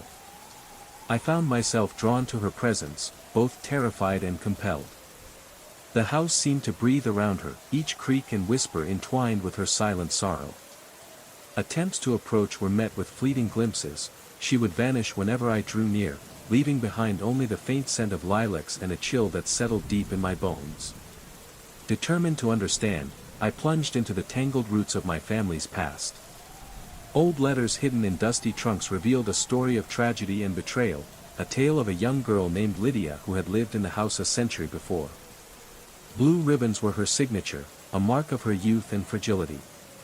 She had been the victim of a secret kept by generations, a pain buried beneath the polished floors and faded wallpaper. As I pieced together Lydia's story, a pattern emerged, a haunting born not of malice but of unresolved grief and forgotten promises. The girl was tethered to the house by memories no living soul dared confront. Her restless spirit was a living echo of a truth that begged to be told. With the help of a local historian and a gentle medium, I planned a ceremony of remembrance. We would give Lydia a voice, honor her story, and offer her the peace denied in life. On a night heavy with rain and whispered prayers, the house grew still, listening. Candles flickered against walls that had witnessed too much. As the ceremony unfolded, the girl appeared one last time, her expression softer, her form less distant. In that moment, the sorrow lifted like morning mist, and the chill receded. The blue bows remained, but the sadness faded into a gentle light, as if Lydia's spirit had finally found the solace she sought. In the days that followed the ceremony, the house seemed to breathe anew, as if a long-held breath had finally been released. The oppressive weight that had settled like a shroud was lifted, replaced by a gentle warmth that seeped into every corner. Shadows no longer shifted with restless intent, they softened, folding quietly into the light. The blue bows, once symbols of sorrow and lingering unrest, now felt like quiet tokens of remembrance, delicate threads weaving the past into the present with grace instead of grief. The air carried the faint, sweet scent of lilacs, no longer a haunting reminder but a comforting fragrance that embraced the rooms like an old, cherished memory. I found myself moving through the house with a new sense of calm and belonging. The creaks of aged wood sounded less like whispers of warning and more like the gentle settling of a home at peace. The once daunting hallways now invited exploration rather than evoking fear. In this transformation, I too was changed. The heavy burden of family secrets that had weighed me down began to lift, replaced by a growing acceptance and connection to those who came before me. Where once there had been dread, I now felt gratitude, a profound understanding that our histories, no matter how painful, shape the tapestry of who we are. The relationship with my sister, fractured by fear and silence, began to mend. Our shared experience opened pathways for honest conversations and healing. Together, we honored Grandmother Eleanor's memory, not as a source of mystery or dread, but as the anchor that held us to a lineage of strength and resilience. The porcelain ballerina remained, resting serenely in her cabinet, a silent witness to the journey from sorrow to peace. And sometimes, on quiet evenings, I thought I glimpsed her delicate form in the corner of my eye, a gentle reminder that some stories deserve to be told, and that in telling them, we find our way home. The fabric was slightly warmer than the surrounding material when I placed my hand on it. My throat constricted, my mouth suddenly bone dry. A cold sweat broke out across my forehead as I stared at that subtle depression in the fabric. The rational explanations I had clung to began to slip through my fingers like sand. That night, I called Rebecca. My voice steadier than I felt, I casually asked about her experiences in the house. She hesitated before speaking, her words carefully measured. She described how the phenomena had started with small objects relocating when her back was turned, the sensation of someone watching her from doorways, the lilac scent appearing in empty rooms. Then she asked if I'd seen the girl yet. When I said no, her relief was palpable through the phone. "Don't look for her," she warned. "Pretend everything is normal." I followed her advice for nearly a week, deliberately averting my gaze from movements at the corner of my vision, ignoring the soft footsteps that sometimes followed me up the stairs. The pressure in the house seemed to increase with each passing day, as if the air itself was becoming denser, harder to move through. Sleep became elusive, my nights punctuated by the sound of something small dragging across the wooden floor above my room. I would lie rigid beneath my blankets, my heart threatening to burst from my chest as I strained to track the movement by sound alone. It always stopped directly overhead, followed by silence so complete it had its own weight. On the seventh night, exhaustion overcame caution. I grabbed a flashlight and climbed the narrow steps to the attic, determined to find a raccoon or squirrel, anything to explain the sounds that had denied me rest. The beam of light cut through dusty air as I swept it across stacked boxes and forgotten furniture. Nothing moved in the confined space. As I turned to leave, the light caught something reflective near the dormer window. A small music box I didn't recognize. My pulse quickened as I approached it. The box was ornate, adorned with painted flowers and inlaid mother of pearl. With trembling fingers, I lifted the lid. A tiny melody emerged, the notes distorted by age. Inside lay a blue ribbon, carefully folded into a bow. The temperature dropped so rapidly that I gasped, the flashlight slipping from my suddenly numb fingers. It hit the wooden planks with a thud, rolling to stop with its beam pointing toward the attic entrance. In that narrow corridor of light, I saw them, 2 small feet in antiquated button-up shoes, the hem of a white dress just visible above them. Every muscle in my body seized as primal terror surged through my system. I couldn't raise my eyes, couldn't look higher. My lungs refused to function, spots dancing at the edges of my vision as oxygen deprivation set in. The feet took one step forward. I broke then, scrambling backward on all fours, my elbow striking the music box and sending it clattering across the floor. The melody distorted further, speeding up and slowing down in sickening fluctuations. When my back hit the wall beneath the window, I finally forced my gaze upward. Nothing stood in the beam of light. The doorway was empty. My retreat from the attic was undignified, a blind stumbling punctuated by choked whimpers. I slept in my car that night, keys in the ignition, ready to flee. Morning brought shame and renewed determination to find logical explanations. I researched the history of the house, discovering that the original owners had indeed lost a daughter to illness in 1892. Her name was Elizabeth. I convinced myself that knowledge was power. If there was a presence in the house, understanding its origin might help me address it. This rationalization allowed me to return inside, though I avoided the attic and kept lights on in every room I occupied. 3 days passed without incident. I began to relax, attributing my experience to exhaustion and suggestion. Then came the morning I entered the kitchen to find all the cabinet doors standing open as if someone had searched for something in a hurry. My hands shook so badly that coffee sloshed over the rim of my mug as I prepared it. The sensation of being watched intensified to an almost physical pressure between my shoulder blades. The weight of those revelations pressed heavily upon me, folding my fears and questions into a knot that seemed impossible to unravel. Elizabeth was no ordinary child, and the stories woven into the fabric of the house were darker than I had imagined. Margaret's death, shrouded in mystery and whispered poisonings, only deepened the shadow cast by that restless presence. Rebecca and I spent hours poring over the old diaries, newspaper clippings, and town records she had uncovered. The fragmented accounts told of a girl both innocent and terrible, someone trapped between worlds, hungering for something beyond human comprehension. The townspeople's fear had locked the family in a cycle of silence, denial, and sorrow. I realized then that leaving the house behind would never sever the ties binding me to Elizabeth's story. The girl with the blue bows was more than a ghost, she was a guardian of secrets, a restless echo demanding acknowledgement and understanding. With Rebecca's steady presence, I returned to the house, no longer fleeing but preparing to confront the lingering sorrow. We crafted a ceremony of remembrance, honoring both Elizabeth and Margaret, giving voice to the long-silenced truths. It was not about banishment but reconciliation, an invitation to heal, to break the cycle of fear. As candles flickered and voices whispered ancient prayers, the house seemed to listen, its oppressive weight easing with each spoken word. The presence in the parlor softened, the cold retreating like a tide drawn back to sea. In the days that followed, the ballerina's movement ceased, and the house settled into a fragile peace.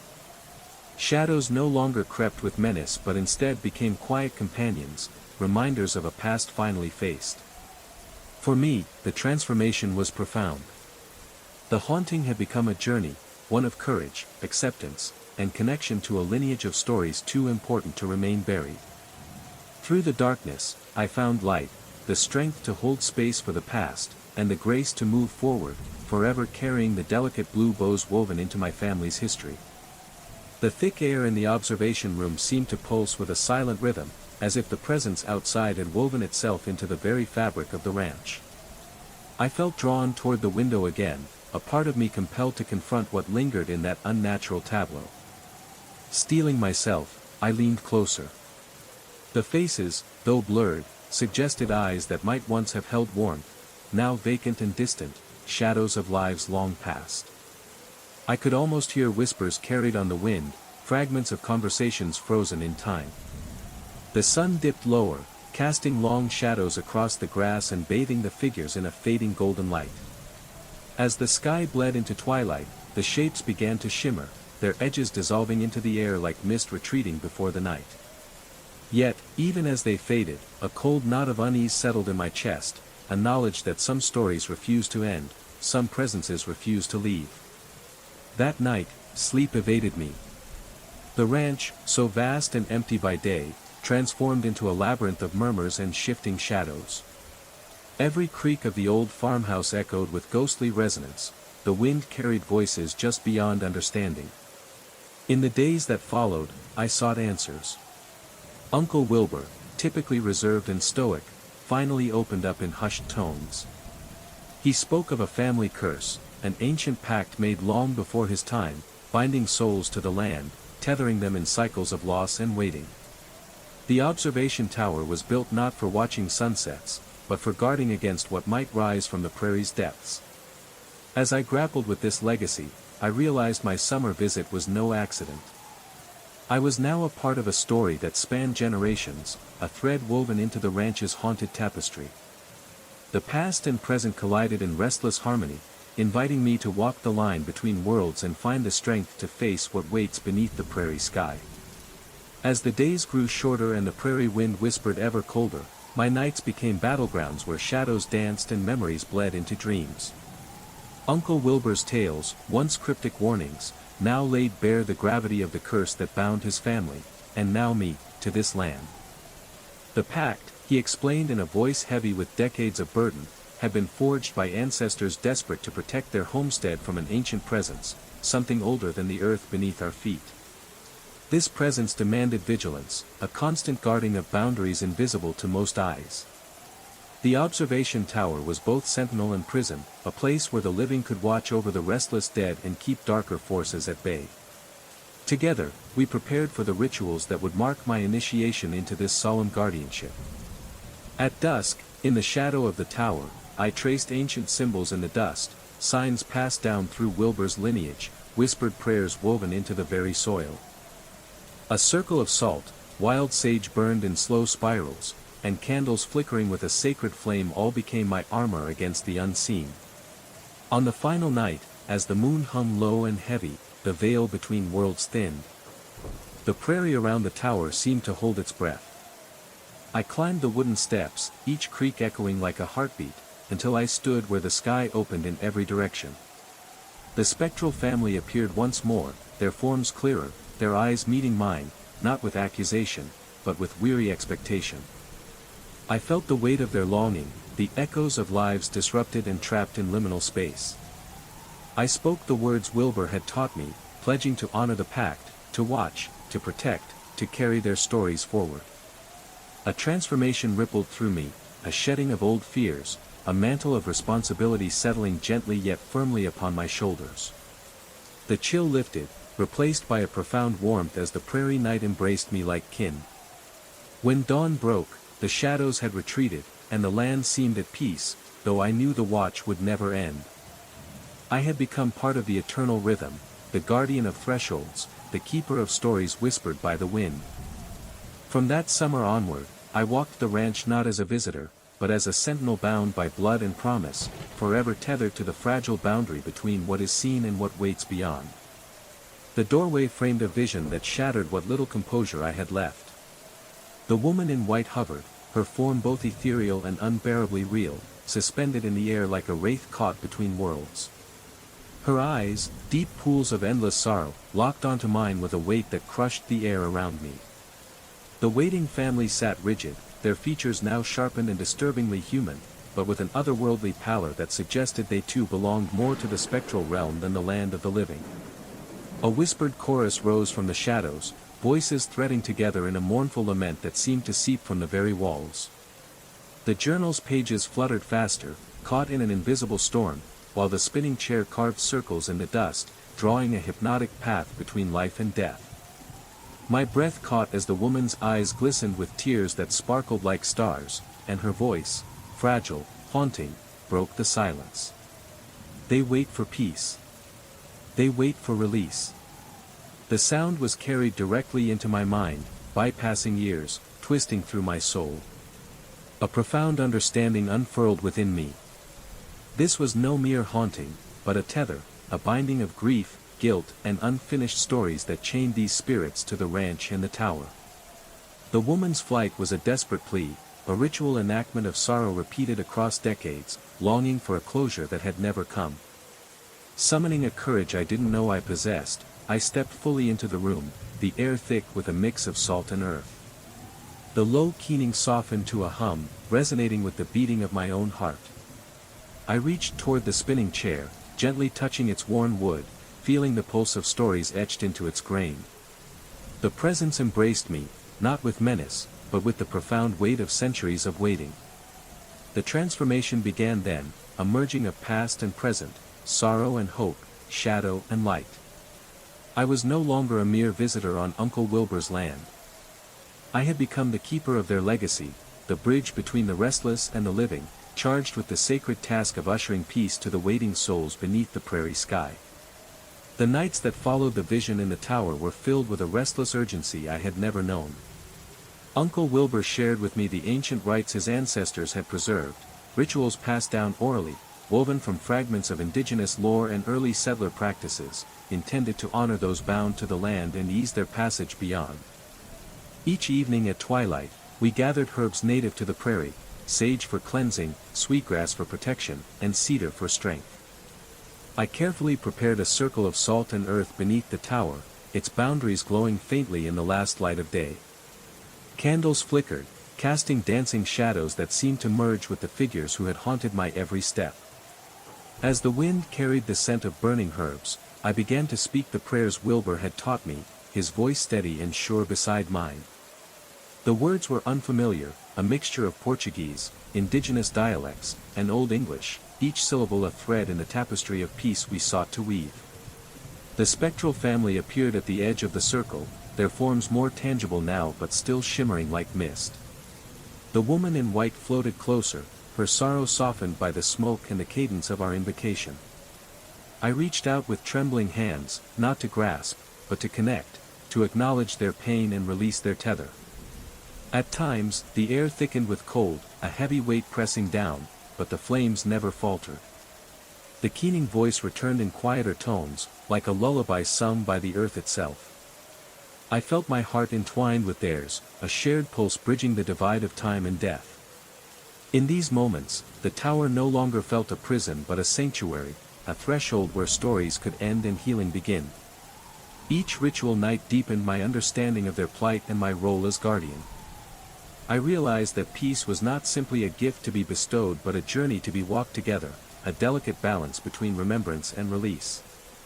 Sometimes, as dawn's first light painted the prairie gold, the family would fade with soft smiles, their eyes grateful, their burdens eased.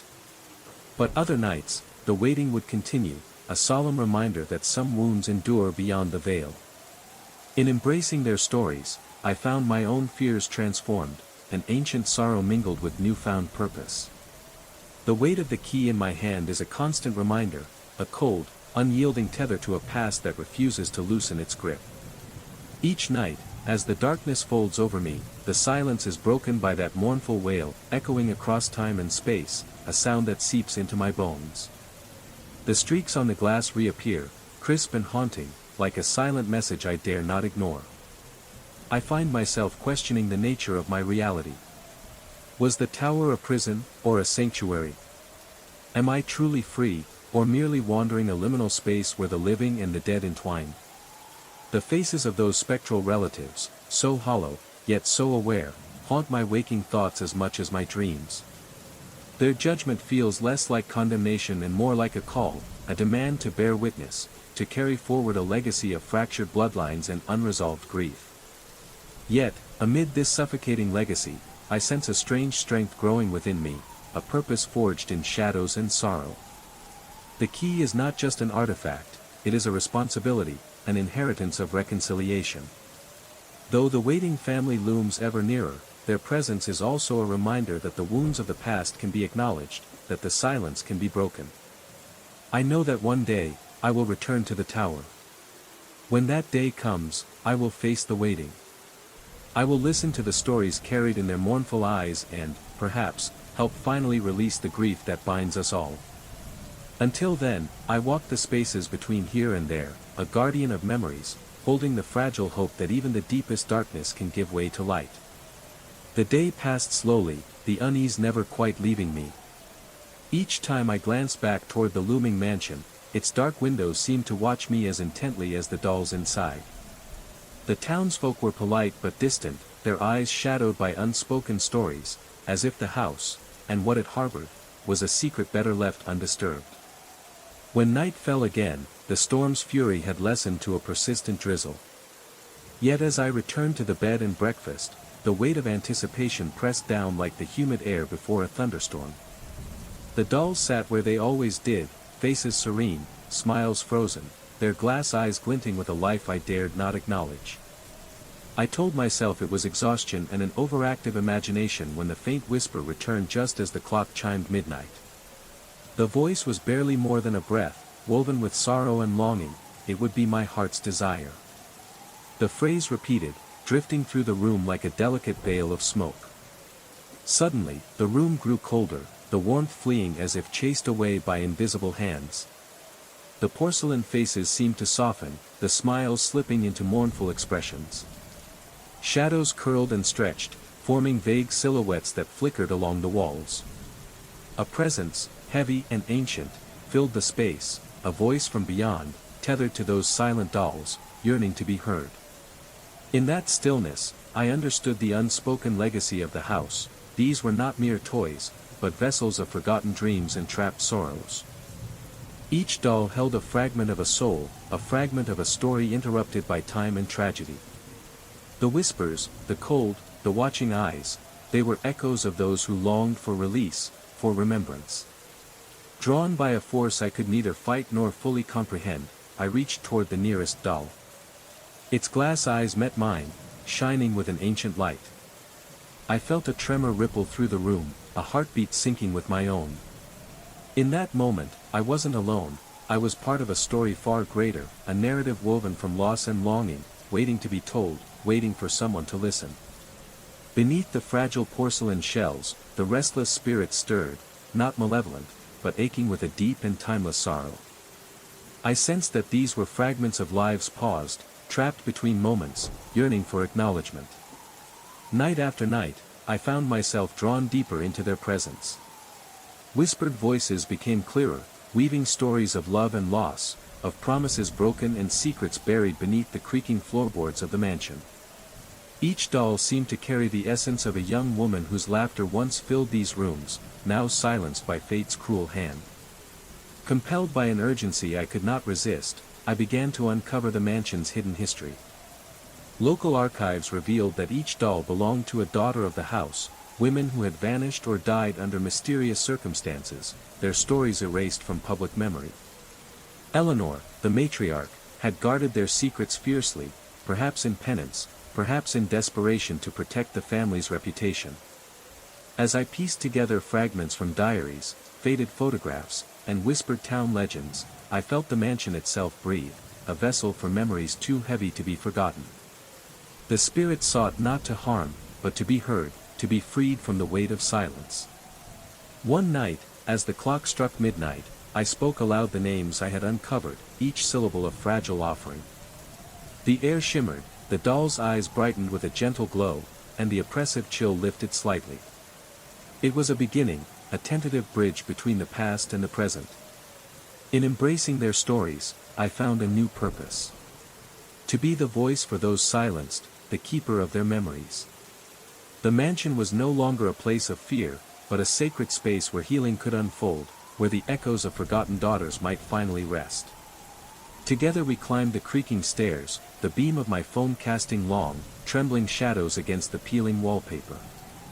The air grew heavier with each step, thick with an indefinable tension that made my skin prickle.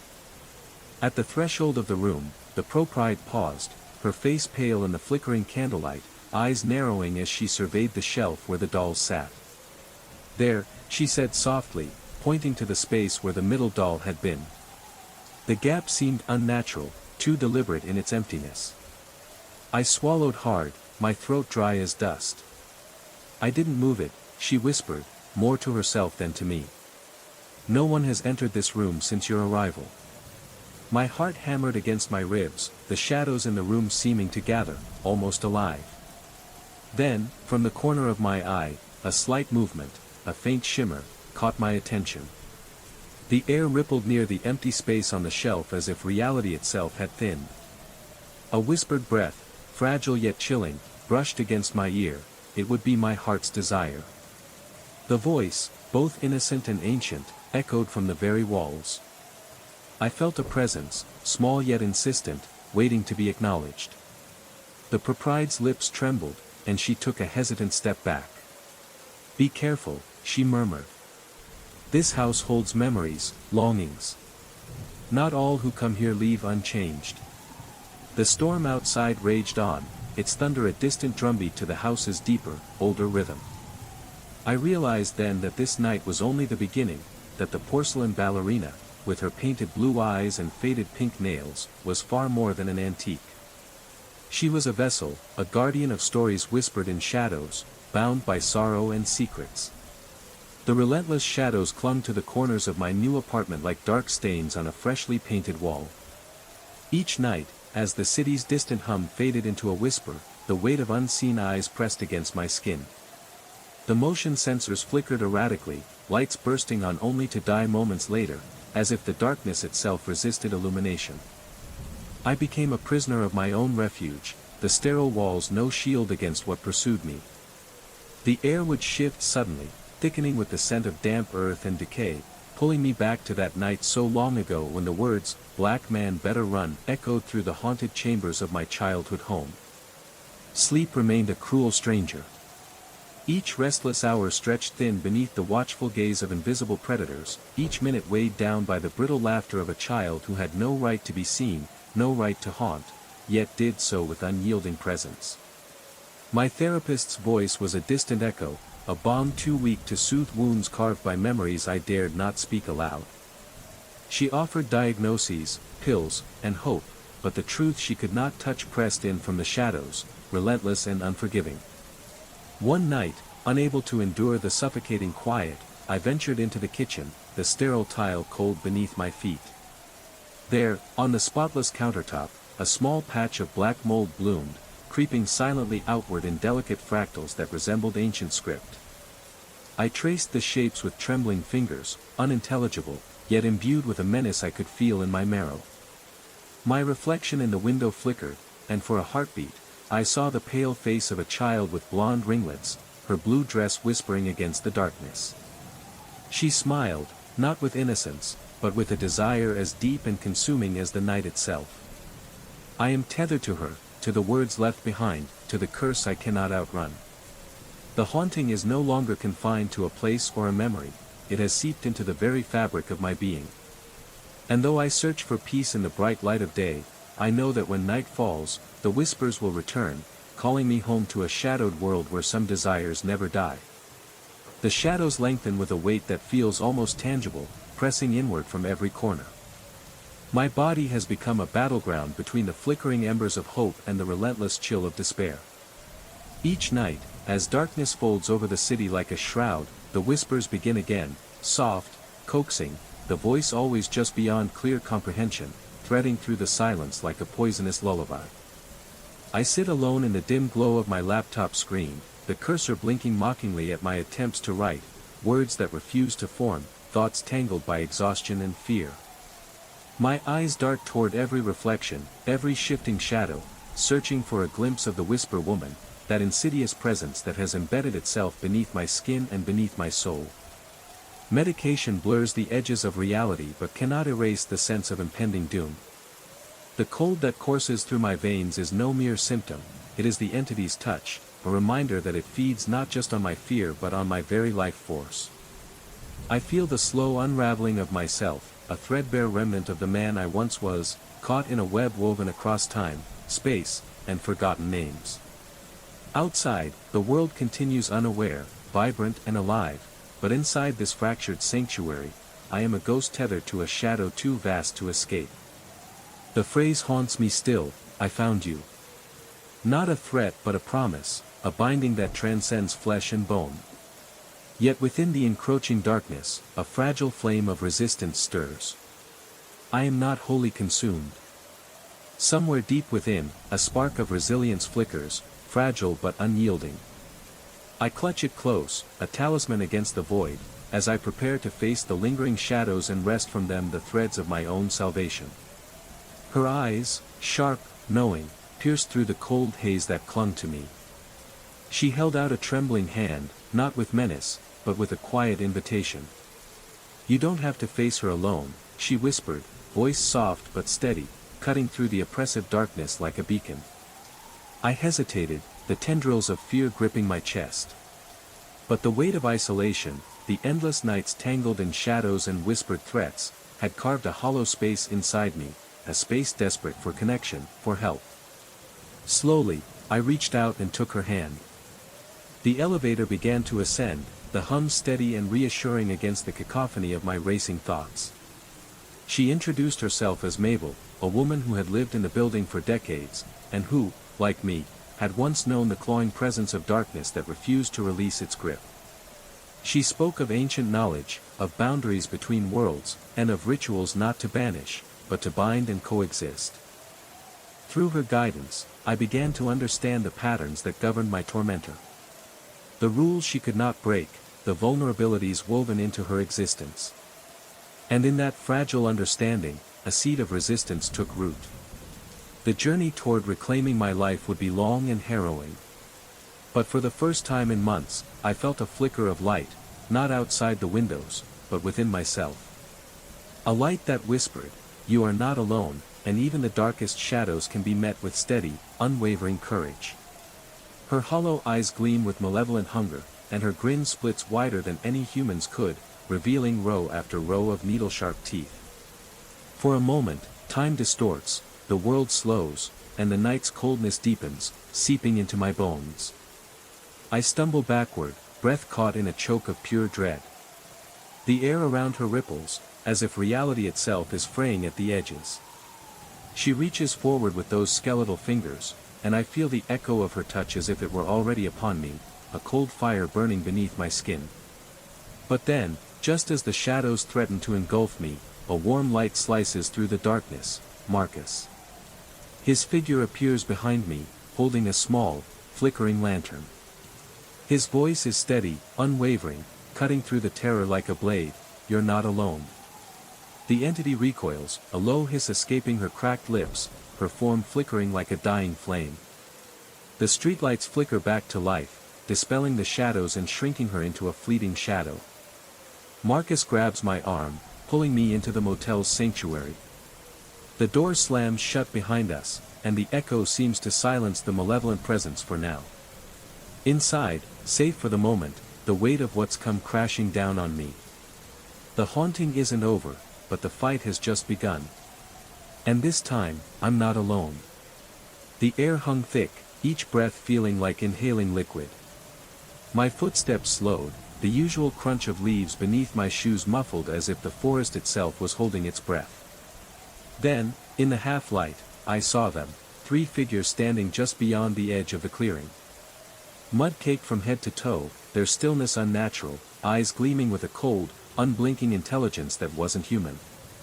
I froze, heart pounding in my ears louder than any forest sound. They didn't move or speak, but their presence was a deafening silence, pressing into my skin like a storm about to break. An instinctual dread rooted me there, but a deeper curiosity, dangerous and irresistible, pulled me forward.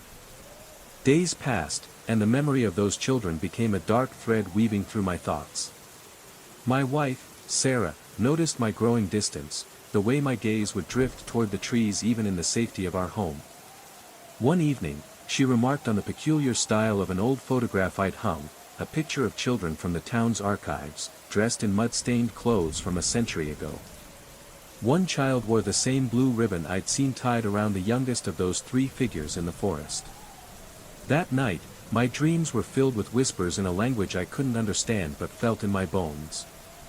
Shadows stretched long and deep, voices calling me to remind me that the forest held secrets far older than the trees, secrets bound in sorrow and waiting. The forest wasn't a refuge. It was a prison and a gate. Those children weren't merely lost, they were guardians of a forgotten past, restless souls trapped between worlds, waiting for release or reckoning. And somehow, through blood and time, I was tied to their fate.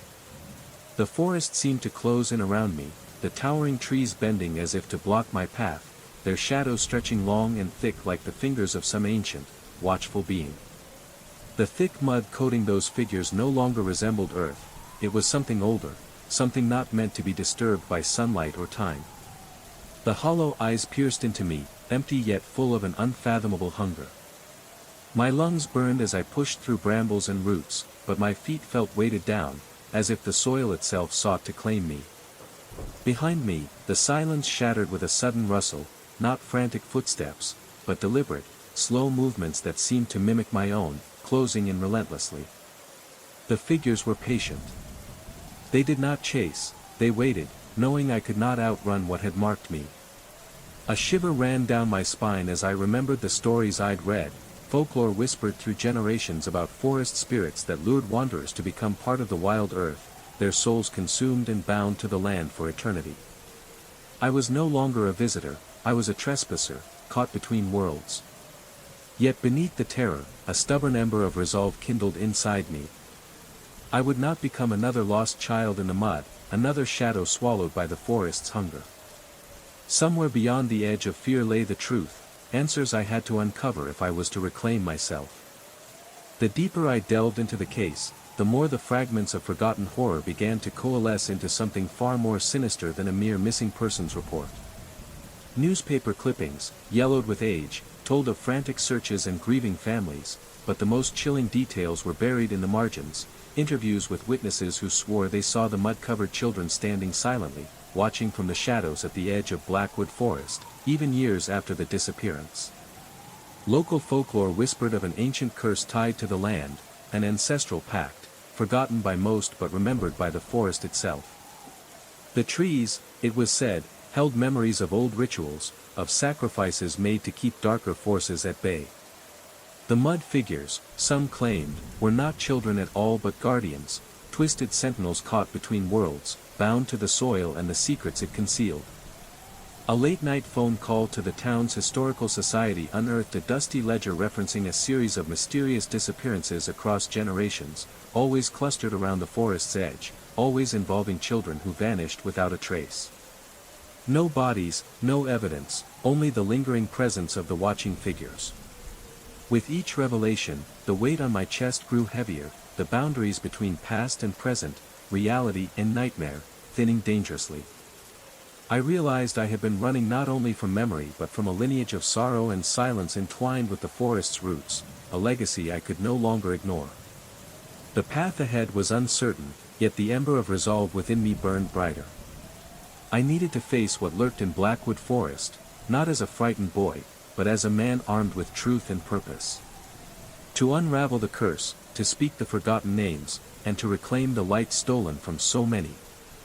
The silence was oppressive, broken only by the soft hum of the city beyond my windows. Yet inside, the shadows seemed to breathe, coiling and uncoiling like serpents eager to strike.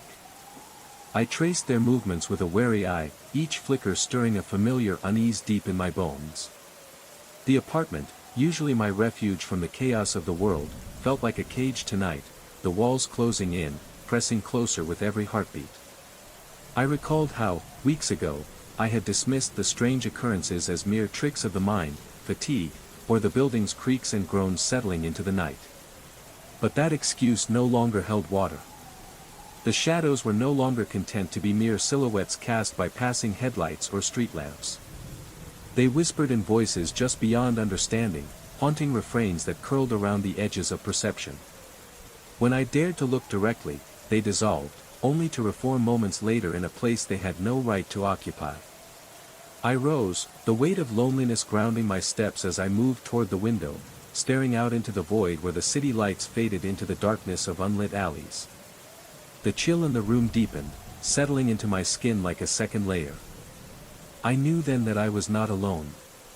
With each breath, the shadows lengthened, stretching tendrils that sought connection. They were patient, ancient perhaps, waiting for the moment when resistance would falter and the boundaries between worlds would thin. The city outside pulsed with life, unaware of the quiet storm within my walls. And I sat alone, poised on the edge of the known and unknown, ready to face whatever lingered in the shifting darkness, hoping that in confronting the shadows, I might reclaim the light within myself. The silence that follows feels even heavier, thick with anticipation, as if the house itself is holding its breath. I want to tell myself it's nothing. That my mind is playing tricks, conjuring patterns from random noises, crafting menace where there is none. But the knot in my stomach tightens, and my skin prickles with an ancient, wordless warning. I rise, the weight of each step echoing unnaturally in the quiet hallway. The air grows colder, sharper, cutting through the warmth I had clung to moments before. My eyes strain to pierce the darkness, but the shadows seem to deepen, folding in on themselves, concealing what should be seen. The clicking starts again, soft, deliberate, like a slow, deliberate rhythm. I follow it with cautious steps, each snap of plastic sending a jolt through my veins. At the threshold of the bedroom, I halt. The door creaks wider, inviting me in, or warning me to stay away. Inside, the room is empty. The bed unmade, the moonlight casting a pale glow across scattered papers and forgotten clothes. But on the floor, a small constellation of Lego pieces has assembled itself into a shape I don't recognize. It's unfamiliar and yet hauntingly deliberate, a message formed in plastic and silence. I swallow the rising panic, bending closer to study the formation. My breath fogs in the cold air, and my heart pounds, not from fear alone, but from the unsettling realization that this is no longer just about lost love or loneliness. Something has touched this space, weaving itself into the fabric of my life, drawing me into a dance where control is slipping like sand through trembling fingers. The clicking fades into silence once more. But the shadow behind me stretches longer, darker, waiting patiently as I step deeper into the unknown. The bedroom is empty, at least, at first glance. Moonlight filters through the curtains, casting silver pools on the floor. The familiar outlines of furniture are there, the bed, the dresser, the nightstand. Yet something is wrong. The shadows stretch and coil unnaturally, twisting across the walls as if alive. On the bed lies the Lego spaceship, now fully assembled, its tiny parts gleaming eerily in the dim light. But what freezes me is not the completed toy. It's the small figure sitting beside it. A childlike silhouette, formed entirely of shadows, its edges flickering like smoke. It doesn't move, but its gaze, empty and hollow, locks onto mine. The air thickens, pressing in around me, cold and heavy. The temperature plunges further, I can see my breath clouding before my face. That familiar metallic tang fills my mouth again, and the scratching grows louder, closer, as if the walls themselves are alive and breathing. My throat tightens, words catch as I try to speak. The shadow figure raises a hand, small fingers extending toward me, fragile yet unmistakably reaching. A whispered voice threads through the silence, barely audible but unmistakably clear, I'm still here. Summoning every ounce of courage, I force myself to breathe steadily, to ground myself in this moment. I reach out slowly, not to touch, but to acknowledge. This presence, this shadow, is part of the darkness I've been running from. Not just a haunting, but a fractured piece of my own past, a reminder that some fears can only be faced, not fled. As I stand there, the scratching ceases, the shadows soften, and the oppressive chill eases. The figure dissolves like mist, but the Lego spaceship remains, silent, complete, a symbol of something unresolved, something waiting to be rebuilt within me. I close the door gently behind me, the warmth returning as the heating system hums back to life. The silence is no longer a void but a space for healing, fragile but real. Tonight, I sleep not alone in the dark, but alongside the shadows I have learned to face. The beam slices through the fog like a lighthouse keeper's measured heartbeat, steady, inevitable, a reminder of time slipping beyond control. The old walls of the lighthouse creak with secrets older than the crashing waves outside, and the salt air clings to everything like a damp memory. I arrived with the weight of years pressing down, seeking solitude or perhaps penance, a refuge from a life unraveling faster than I could comprehend. The caretaker's warnings echoed in my ears, Whaler's Point doesn't welcome strangers at night. Yet the light kept calling, as if it held the answer to something I had lost or something I had yet to face. The narrow spiral staircase groaned beneath my hesitant steps, each creak a whispered warning. The chamber atop the tower was a fragile sanctuary, but the view beyond was endless, black waves clawing at the rocky shore, the sky bruised with low-hanging clouds. Each flash of the beacon revealed slivers of a ghostly past, a fractured tableau of sailors and lovers, storms and shipwrecks, whispered prayers and drowned regrets. Faces appeared in the shifting mist, translucent and sorrowful, watching from the edges of my vision before dissolving into the sea breeze. Time in this place warped strangely. Minutes stretched, shadows deepened, and the lighthouse's pulse synchronized with my own. Sleep escaped me as I sat watching the revolving light, caught between the living and the lost, the known and the unknowable. The darkness had a rhythm, a breath, a presence, both comforting and terrifying. It promised answers, but only for those willing to confront the tide within themselves. Here, at the edge of the world and memory, I waited, the beam casting long shadows that reached for my soul. And I knew, some journeys begin not with steps forward, but with the courage to face the night that surrounds us. The night was restless, fractured by uneasy dreams where the lighthouse itself whispered secrets in a language older than the sea. I awoke to the faint hum of the beacon, its light slicing through the darkness with unnatural precision. As dawn struggled to break, I ventured outside to the cliff's edge, where the wind tore at my clothes and the ocean roared below like a beast awakened. During the following days, I conducted exhaustive inspections, every wire, every mechanism, every creak in the aged structure. Yet nothing yielded answers. No hidden generators, no secret solar cells.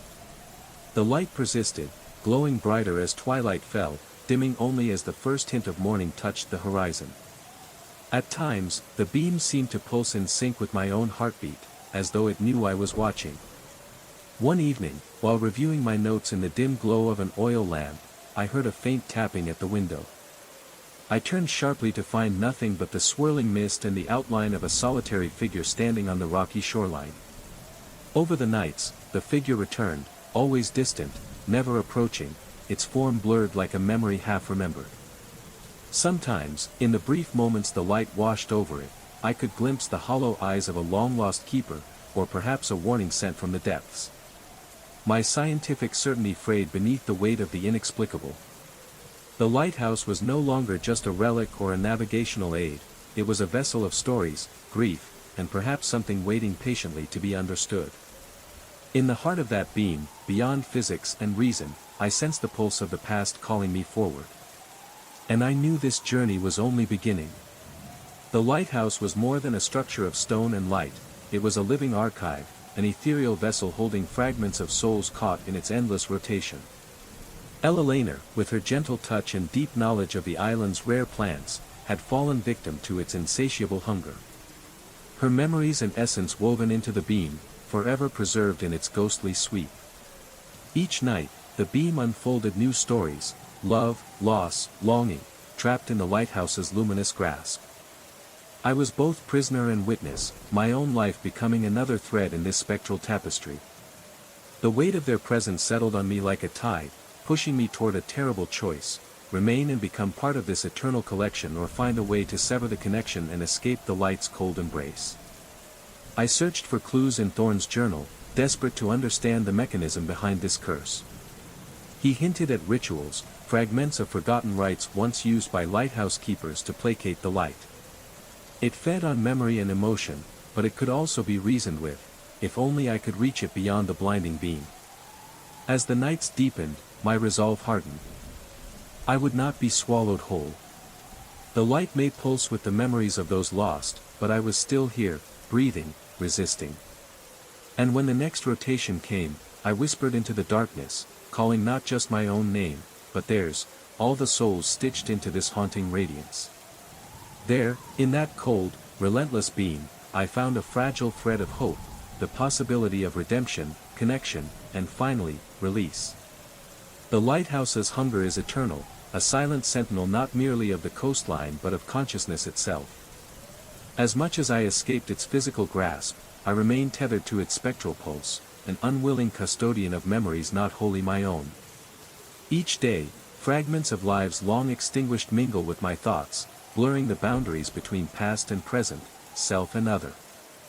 Sometimes, in the stillness of my apartment, I can feel the slow, rhythmic sweep of that lens coursing through me, 42 seconds of light and shadow, weaving stories across the void.